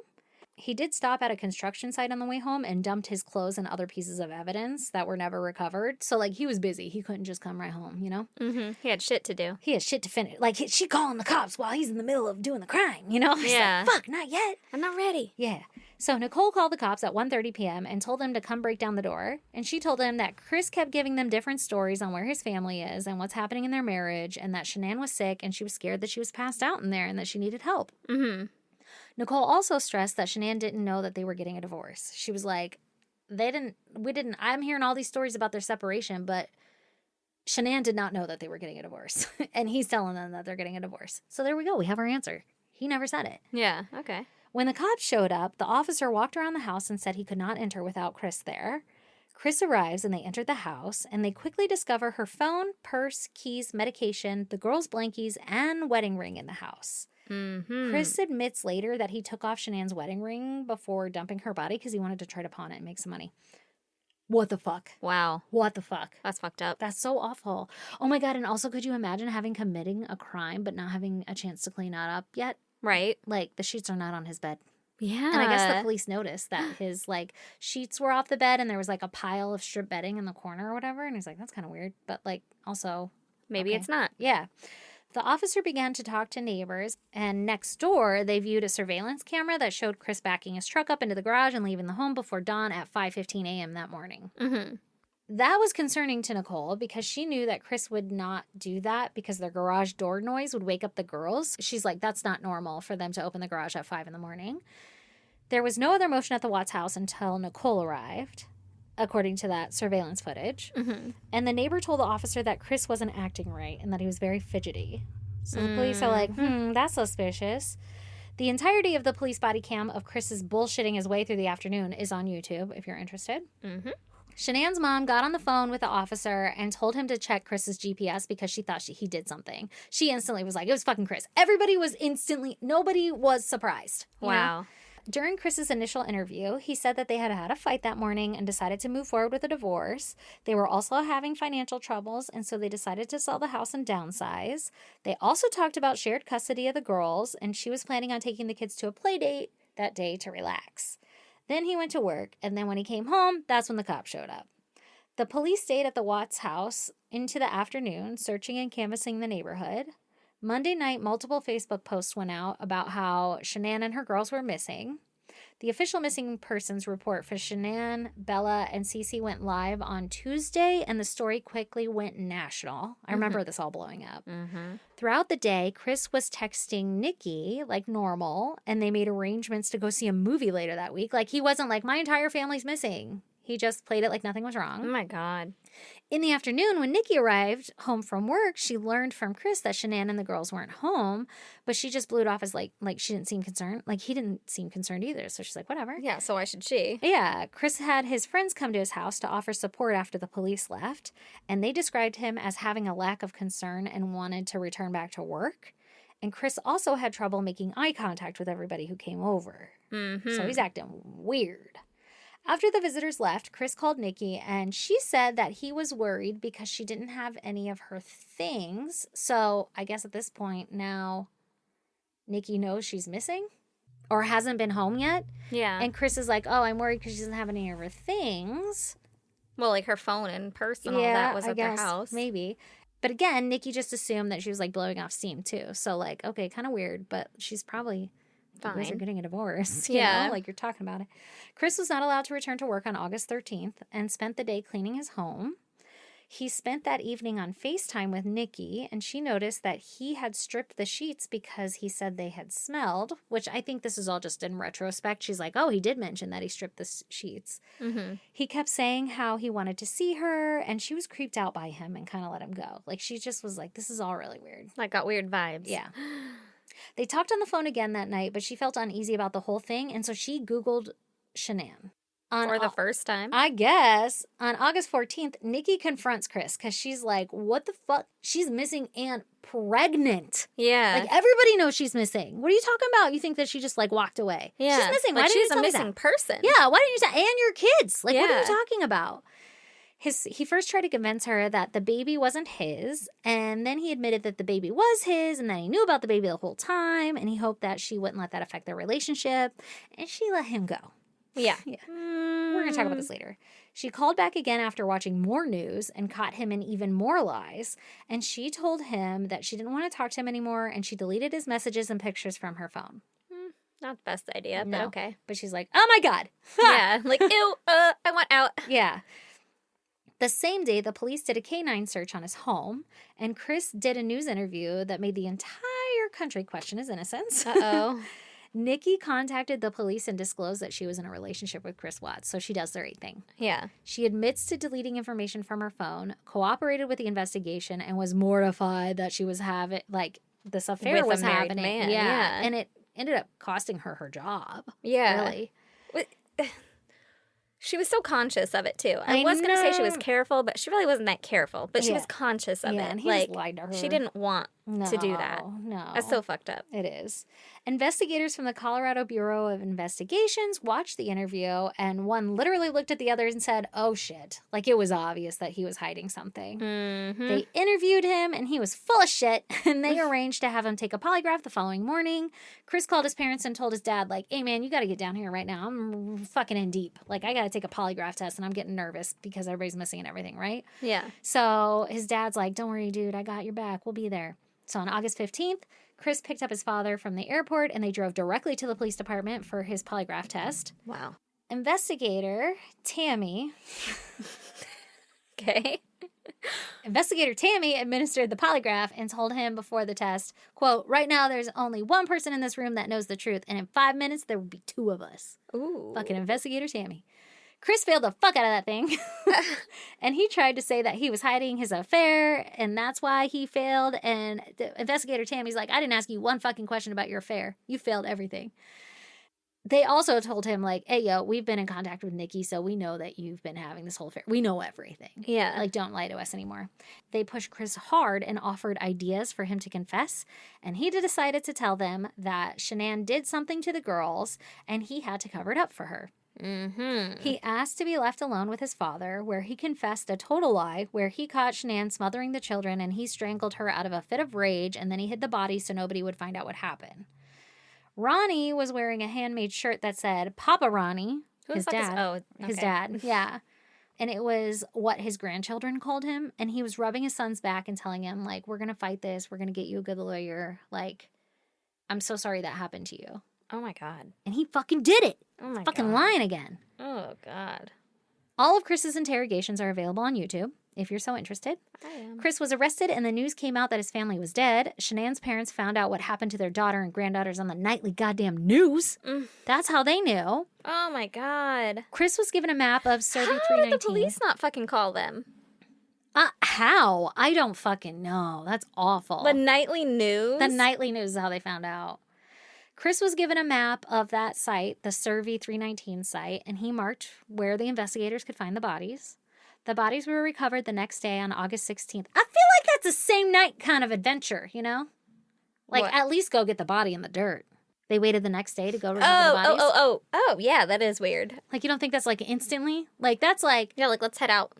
Now we know where to go. Like, I could never be a detective because I'd be like, well, now I know this and I have to go do this. That is Yeah. pressing. There are dead people in there. Yeah. I you need to gotta go- get fresh eyes at 8 a.m. I can't go to sleep knowing that. Like, Yeah. what? And I can't let my coworker go deal with it in the morning because, like, I'm going to go. I want to do it. Yeah, I just did all of this. So Yeah. I'll be back. Anyway, I couldn't do it. I mean, I probably could, but you know what I mean. Mm-hmm. So the bodies were recovered the next day. The investigators involved all needed lots of therapy for the fucked up things they saw when they recovered those babies. The girls' bodies were toxic and flammable from being in the crude oil tanks. Oh, God. Can you bury them? I don't know. Do you cremate them? I don't know what you do. We wouldn't have anything. Wash them in dawn, according to... I feel like they've been absorbed. Ugh. Right? Like the oil has been absorbed into your skin. You've been soaking in that for a couple days. I don't know. I don't either. Okay, anyway. So their blankets and that dog toy were never recovered. So they're still in that oil tank? I don't know. Maybe he chucked them somewhere else. Chris was charged with the murders of his entire family on August 21st, 2018. Chris's family fully supported him and were willing to help him pay for his defense because they believed his lie. Nikki was fired from what she considered her dream job the next day, and she made over $100,000 a year at that job. So that fucking sucks for her. She didn't do anything wrong, man. That really sucks for her. I know. She was interviewed by the police again after the news of the arrest came out, and she was mortified and ashamed of her actions. Oh, poor girl. And she was, or that she was even associated with somebody like that, you know, like that awful. Yeah, And but... she inquired about how to change her name, and she went into hiding. Like this poor woman. Oh, that poor girl. Right? The funerals for Shanann, Bella, and Celeste and Nico took place on September 1st, 2018. The Watts family were not permitted to attend the burial and had their own memorial service at a later date. Good. Fine. At the funeral, the preacher, or whatever, said that Shanann and her daughters were all at the throne of Christ. And Nico was also there, and they all had full-grown bodies. It was weird and unnecessarily creepy, and it stuck out to Critty, so we're mentioning it. All right. Chris spoke to his parents in the beginning of November and told them to come to Colorado because he was taking a plea deal. His parents were confused because they believed that he was driven to commit this crime, so, like, why would you... Take a plea deal. Exactly. Mm-hmm. You're innocent. And he told his parents that he was pleading guilty for a reason, but he didn't elaborate why. It's because I'm guilty. Because I did it. On November 6, 2018, Chris pleaded guilty to the murders of his family and was sentenced to life without the possibility of parole. He wanted the process to end, and he just wanted to stop having to talk about whatever the fuck happened. He was like, that sucked. Can we just stop talking about it? Yeah, I'm super embarrassed. During the victim impact statements, his parents told him that they and God forgive him and that they love him, while Shanann's family referred to him as a heartless monster. I'm pretty sure God is a vengeful God. The one I know is, because I'm not allowed to say goddamn. Chris remained in Colorado for a month before he was transferred to the Dodge Correctional Institution, a maximum security prison in Waupun, Wisconsin. Not the Ford Correctional Institute, huh? For his own safety, he was transferred. In February of 2019, investigator Tammy and some other CBI agents interviewed Chris again, where he disclosed the gruesome details of his crimes. His crimes. I don't know what happened there. I think I stroked out. And how he spends most of his time reading and found God and memorizes scripture for fun. Well, what else are you going to do, you know? I don't know. Everybody finds Jesus in prison. They sure enough do. The investigators also asked him about people who claimed to have had relationships with him, and Chris confirmed that he only had relationships with Shanann and Nikki. So it sounds like other people were like, and also this. Like, there's a lot of... I saw him once, and he gave me Google eyes at the grocery store. Exactly. Yeah, there's a lot of, like, fandom in this. It's kind of weird. Chris works as a custodian for the prison, where his wages are garnished and sent to Shanann's family. Oh, good. They sued and was awarded $60 million from Chris. Holy shit. For the wrongful death of his family. Will they ever get it? Slowly. One penny at a time. At least he's working a job in prison. I don't know. Do you have to? Work a job? Yeah. I don't think so. So Chris writes his family letters and sends them to his parents to have them read over their graves. He also yep, said it. Writes his family letters so they can read it over his children's grave that he killed? Right. Yep. I don't know if he writes Shanann. What the fuck? What the fuck is right? Okay. What if it's a shitty poem? What if it's like, I'm sorry? Or what if it's not like, I'm sorry? You know? I don't know. Would you do that for your kid? Go read over their dead kid's grave if they killed him? Like, if you killed your kids, would I go read your letter over their grave? Yeah. No, I'd be like, fuck you. Yeah, me too. Okay, and then I'd burn it. Or sell it on eBay, because there's a fandom. Oh, I like it. I like the way you think. Mm-hmm. Chris now only talks to his immediate family through the phone and letters. Chris is cautious about his fan mail because he receives a lot of it, but not all of it is wanted or appreciated, and he very seldomly responds. His parents still don't believe that he is 100% responsible for what happened, so they don't believe that he killed everybody. Mm-hmm. I don't know. I don't know what they believe, but interesting. Chris now believes that he was under an evil possession during the time of the murders and that God had taken the demon from him, and he's now on a mission to spread the word of God. Okay. So, Maybe. maybe. Shanann and Chris's families have since done dozens of interviews, and there's been like tons of documentaries and shit made about this case. Cindy, Chris's mom, spoke out at first, but has since become a hermit, and she never leaves her home. And his father and sister maintain their privacy because they're like, yeah, it's pretty awful what he did back there. Yeah. Shanann's parents struggle. They lost all their grandchildren as well as their only daughter. They also struggle with their feelings for Chris. They loved him as a member of their family for 8 years. Like, they really liked him. It was his family that had the problem. And they still don't understand, like, how this could have happened. And Shanann's brother, Frankie, has custody of Dieter, the wiener dog. Oh. And that's it. That's it, guys. Wow. So, we have to end this quick because it has been 500 years. Yeah, I need to get out before I die. Yeah, it's so hot in here, but we love you guys. Critty, thank you so much for all of that amazing research. Fucking crush it. Sorry if I hope I did you some sort of service because, my God, I tried really hard. If you guys want to check out pictures pertaining to this case, go to our social media. We're on Instagram, Facebook, Twitter, TikTok. It's called X now, the Twitter, but you know what I mean. And our handle is at ISGD Podcast. You can email us at isgdpodcast@gmail.com, or you can snail mail us at P.O. Box 2764, Spring Valley, California, 91979. 9. And we love you guys, and happy fucking Father's Day. Happy Father's Day. A Father's Day story for you. For all the dads. Don't murder your family. Bye. Bye.